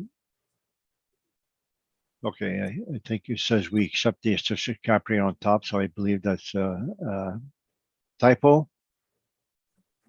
The assessor's cap rate is 4.9, so we don't accept the assessor's cap rate. So this property, we have the site-specific factors to consider when doing the cap rate. So it's row housing, it's wood frame, shingle roof, it's 2 stories. So those types of properties will require maintenance. They don't last as long as the concrete buildings. It's high maintenance buildings, so they have high maintenance items. It's wood frame, exterior walls. It's wood balconies, wood steps, freeze suite. We have individual roof, individual hot water tank. We have a furnace for each suite, 5 appliance for each suite, a driveway, and a garage for each suite. So the regular apartment blocks, the high rises don't have that. It has ensuite washer and dryer, which is a positive for the rent, but it's a negative for cap rate because then you have to replace those also. Age 1977. So the cap rate we give on this is 6%, which is the 5.5 base we have for that age group, and we had 5.5%, 5.5%. Then the next page we show the cap rates from the market reports. They basically say 5 to 6%. So our cap rate on that is on the high end, mainly due to the site-specific factors. Then the income approach itself, it's a page 15. We show the rents line 1. We show discounts. They have some discounts each and every year. They're pushing the rents. The line 3, the average rent is $1,268, which is relatively high for 1977. But this basically because they're spending the money to upkeep. So when the properties come on turnover, they have to fix them up, update them to make it rentable again, to get those high rents. So those are from turnover. So our line 13, we're 372, the assessor 327. So we're higher than the city on the income. Expenses, we stabilize most of the items fairly normal. Insurance, utilities, actual. You notice utilities are virtually nothing because the tenants pay utilities. So that's also part of the rent. So the tenant pays $1,268 per suite plus all the utilities. So that for the tenants, it becomes really high rent. Repair maintenance, and we show each individual item. We stabilize at 4,000 per suites. It's 96,000. You'll notice it's lower than any of the years that we have there. Well, not any, but it's lower than the average. The average is 123. So we have the repair maintenance line 35, 36, repair maintenance per suite, 3,600 per year, 3,633, 38, 56, 59. So we stabilize at 4,000, which is reasonable in relation to actual performance.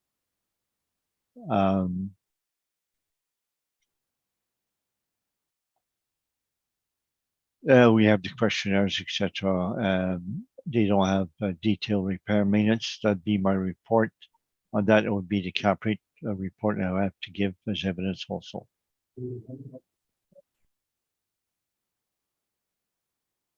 So should I give the cap rate evidence now or after? Yes, please. Yes. Okay. Please carry on with it.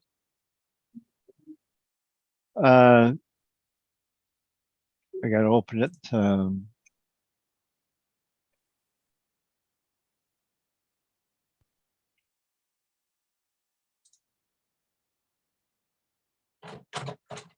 So the cap rate should be in two parts. The first part is the main part, and the appendix D is the next second part is the appendix D is the calculation for each cap rate and the financial data.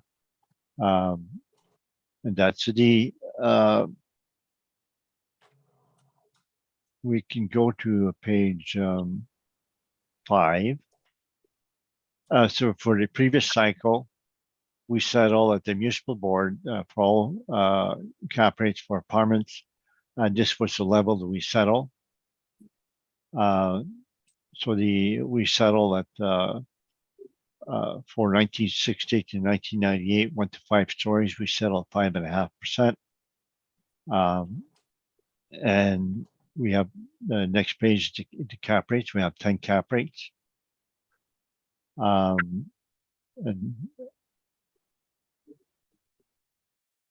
we do have maybe some in 18 Beach, 100 Southview, that would be more of a townhouse style.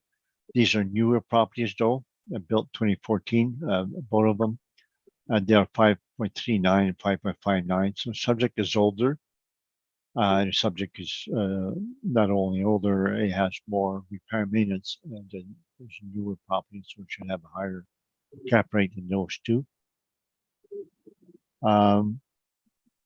So the cap rate conclusion, page 7, we have, it shows on the next page for those age group 5.5.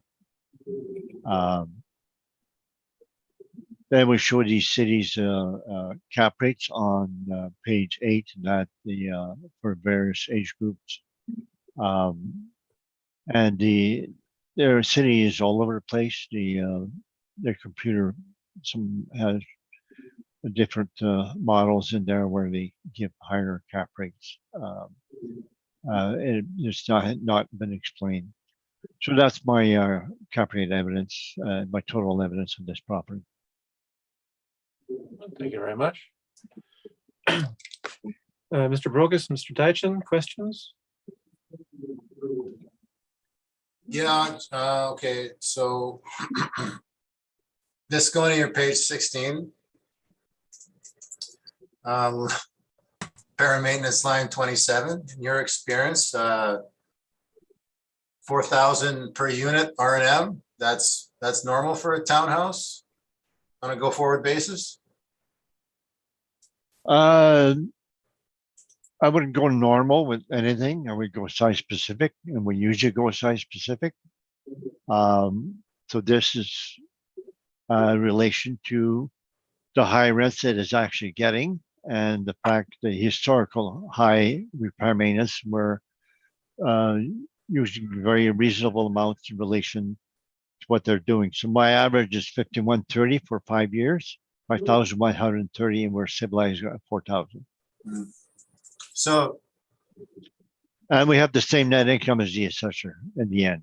okay, just because I'm just wondering if you don't, so you're saying they're not renovating anything on these properties, on this particular property?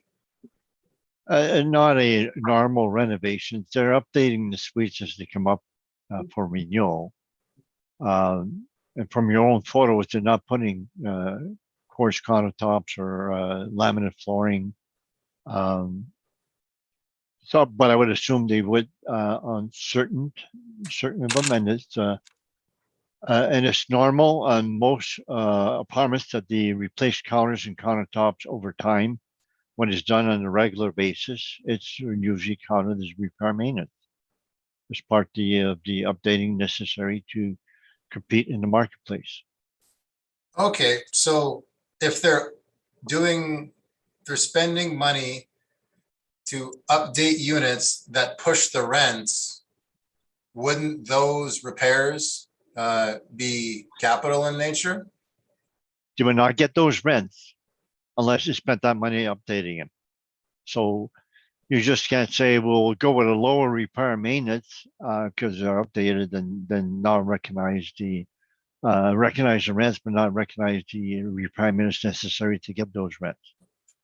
And if it's done on a recurring basis, that's the main thing. If it's something is done on a one-time basis, then we don't consider that. But if it's on a recurring basis, it should be considered. So if they stopped renovating, say, because we're assessing the physical condition 2023, in order to maintain the suites as they are, you're saying without updating, without pushing the rents, that it would be 4,000 per suite? And this would be a continuous basis, ongoing. This is what's been necessary to get those rents. That's what will be necessary going forward. I just do not foresee this going down to 2,000 a suite without there suffering a high amount of vacancies and not be able to get those rents. It's a recurring process. So, and historically it's shown that that's what it is. So just in your cap rate study, what properties are you, because this is a townhouse, are there any townhouses in your cap rate study? Just the beach and the south view, and they're both new 2014. So if I can understand this correctly, you used these as a basis and then added did you add a premium to it or? How did I you? say my cap rate, the age for the subject by all the cap rates. And looking at those two townhouses, the age is 5.5. Those two townhouses are near 5.5, and I add 0.5% premium for the negative factors that I've shown for the subject properties. The wood frame, wood balconies, wood steps, townhouse, individual roof, individual hot water tanks, furnaces, appliances, etc. It's a high maintenance property. High maintenance, so townhouses are high maintenance, okay. Not necessarily all of them, but this one is. So going to your Altus cap rate study appendix D, if we could go there, please. And go to page 72.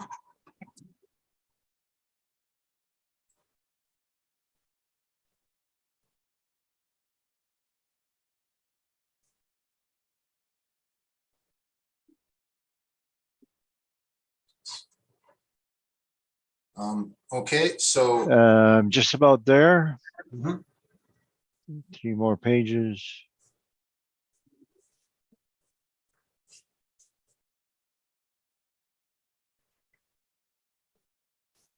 So 72, 512 Balmoral.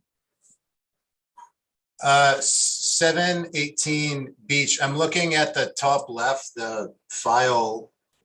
I see 72 of 98 in the top left corner, not of the page itself, but of the PDF window.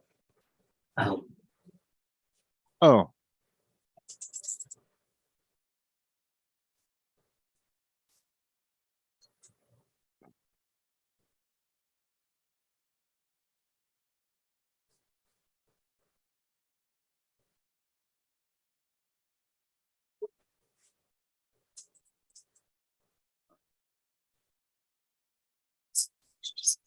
it What takes a is- long what's time the to actual- scroll.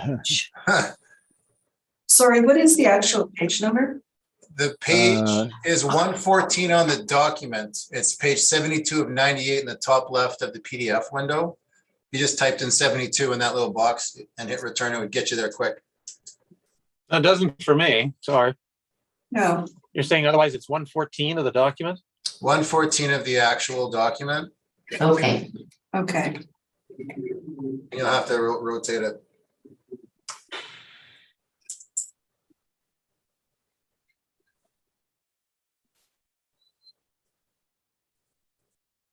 You're looking at the chart.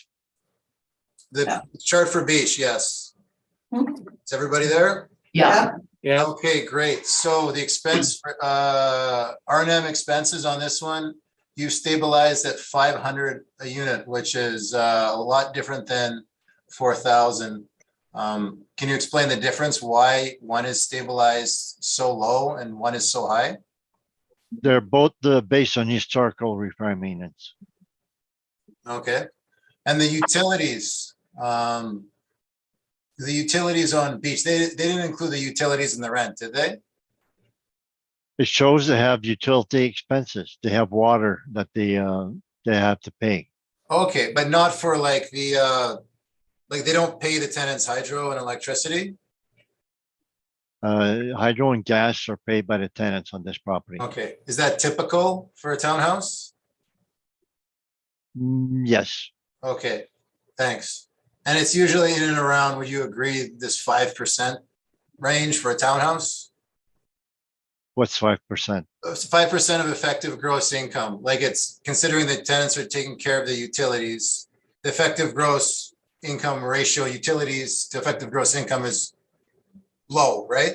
It's usually under 10%, would you agree?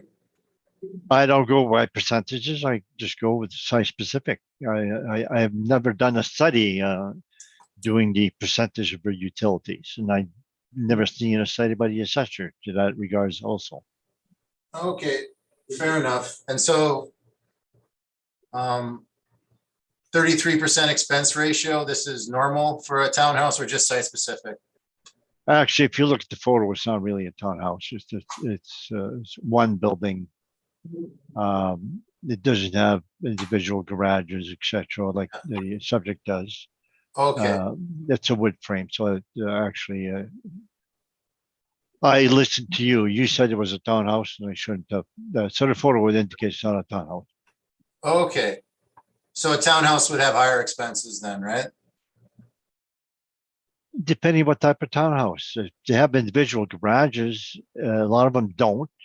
Some don't have basements, some do, but typically, especially if they're townhouse or garden style apartments, with lots of wood frame, lots of wooden steps, etc., and there would be more repair maintenance. But all the features will go into as to whatever site-specific repair maintenance it has. Okay, and that's fair enough. We can go to page, I guess, 126 of this same document, please. Which is 84 of 98 or 126 of the Altus actual PDF on the page. Got it. Okay. So this property, Southview, this is a more, it's basically like a series of single detached homes stuck together from what I get on the picture on the next page, correct? Yeah. That one has attached garages. Okay, so this one has a 26% expense ratio. Does that seem too low, given the fact that your comments on beach? I don't go with the expense ratios. This is a brand new properties. And within 8 to 10 years, it also will have higher repair maintenance because the appliances and flooring will get used up and they'll have to start replacing. So I use site-specific vacancy or to match what there is now. I usually don't project higher repair maintenance when they're newer properties. I know that gradually it will be increasing, but they may also be increasing the rents as they go along. So I don't speculate in that matter. Okay, and then again, just the utilities on this property, not included in the rent either, correct? No, they show 74,000 utilities there, so that's what we used. So, okay, but that wouldn't be inclusive of, like, they don't pay the heat and hydro for all these houses, right? I'd have to check the heat and hydro likely would not be. I would be surprised if they would, but they do have 74,000 utilities. But I would say the units do not pay for hydro and gas, and they may be outside parking lots or other things, and maybe water. All right, those are my questions. Ms. Linklater, do you have questions? Yes, I do. Mr. Dupont, just to clarify on your cap rate study, page 7, you've stated from 1960 to 1979, you are suggesting a 5.5% cap rate, correct? That's correct. Yeah. Correct. And so you wish to increase this to 6 for this property due to the condition exterior and interior, correct?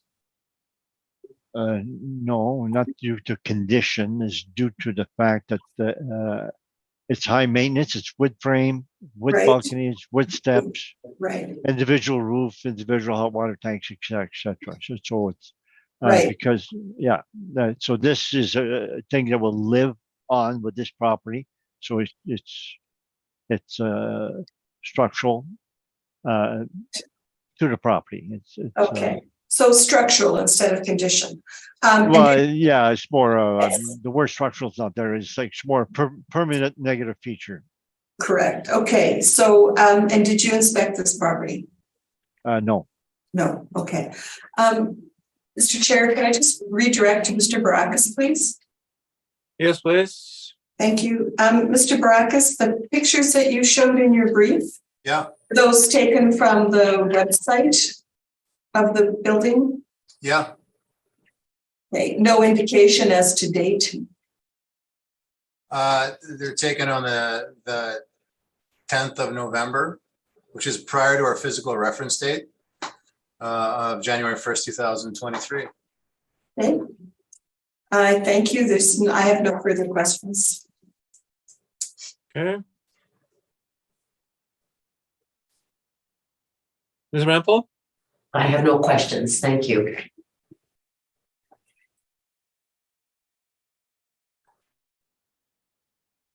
No, I have no questions.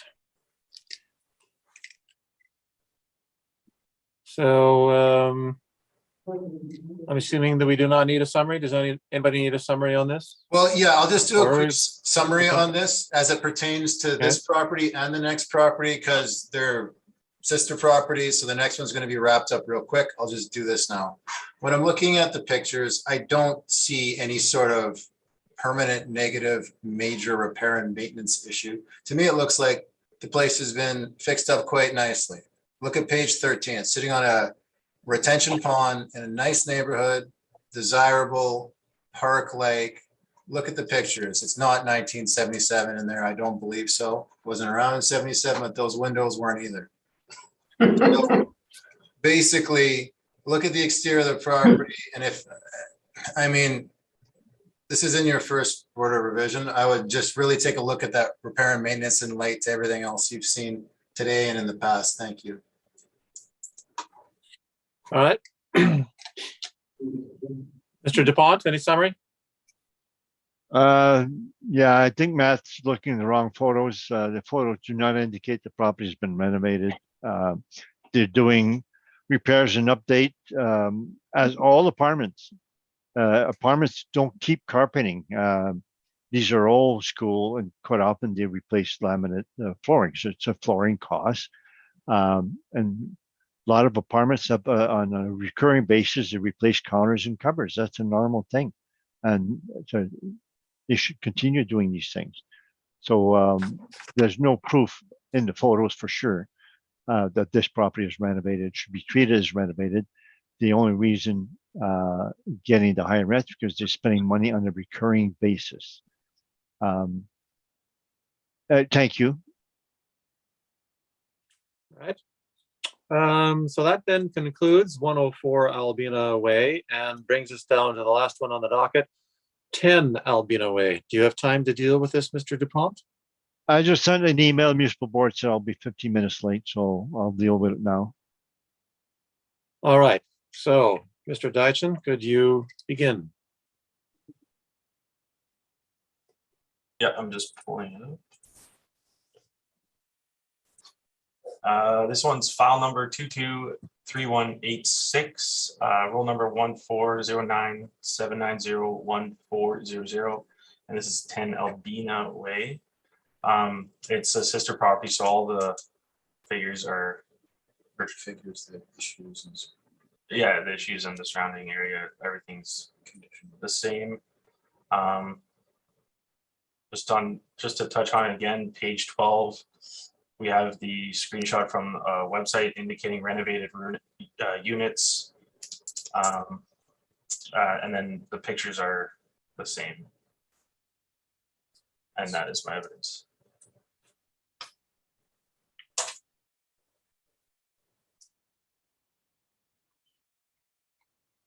You just quickly run through your income value summary, please. Yep. Go back to page 3. So the gross potential rent is $485,240. Vacancy is 4.2%.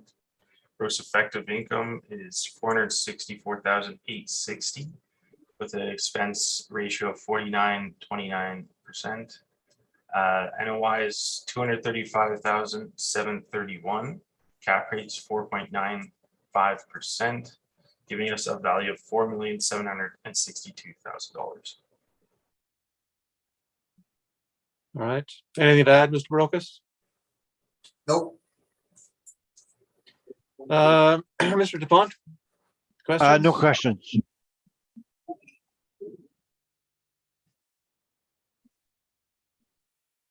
Ms. Linklater? I would just like to ask page 10. Again, you've got under maintenance repair, $178,000. Can you speak to that at all? I mean, it's the same as last time. The R&M is extreme. That's not typical. I'm not gonna be into that, I'll just leave it there. Okay, thank you. I have no further questions. Thank you. Ms. Rempel? I just a point of clarification. When we were looking at the former property at 104 Albina Way, do they have basements? Because this 10 Albina Way says they do not have basements. And maybe I'm missing something, but.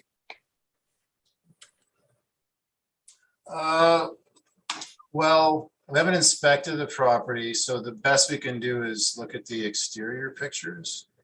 And it's hard to see if there's a window on page 13. I'm not sure if they have basements or not. But based on our area, it says nothing. So that's as far as we know. But for 10 Albina, it says it has no basement. It says no basements. Okay. Just clarifying. Neither property has any basement on record. Okay, thank you.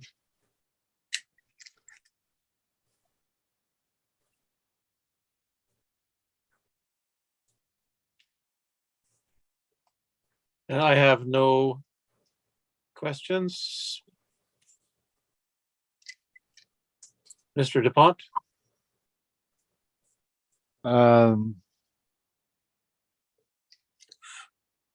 Yeah, I'm looking at the photos also, see if there's basement or doesn't appear so. We cap rate same as before, some the age group 5.5, and two newer cap rates that we have in our cap rate study is 5.5, and we add the 0.5% for the high maintenance features that it has and the fact it's with frame, etc. So the page with the income approach, page 16. So line 13, you'll see that they have we have the same or 3,000 less EGI than the city, so we're still very similar. The rents are still high at $12.68 per suite. Utilities is the same, line 23. They have very little utilities, so the tenants pay utilities. Repair maintenance is shown there for the 5 years. 108 going up to 168, 177.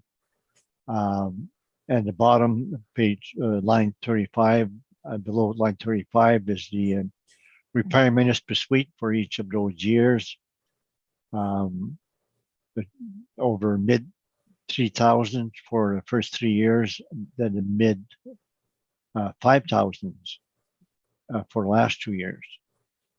We stabilize at 4,000 per suite. Now, if you look at line 33, our net income is 230,000, and the assessor is 235. So we're very similar, and NOI, we're slightly less. So most of the case is in the cap rate. It's just at 4.95, which is much lower than most other properties they have in that age group. For some reason, they came in low. So the regular for this age group would be 5.5, and we had 0.5%. Cap rate premium due to the factors we show top right of this spreadsheet, being wood frame, exterior walls, and Oh, this, I think. hot water tanks and furnaces for every unit. So that's my report. Mr. Barocas, Mr. Dychen, questions? No questions, thank you.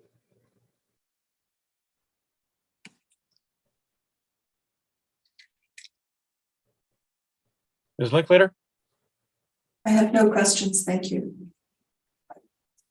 Ms. Rempel, No questions, thank you.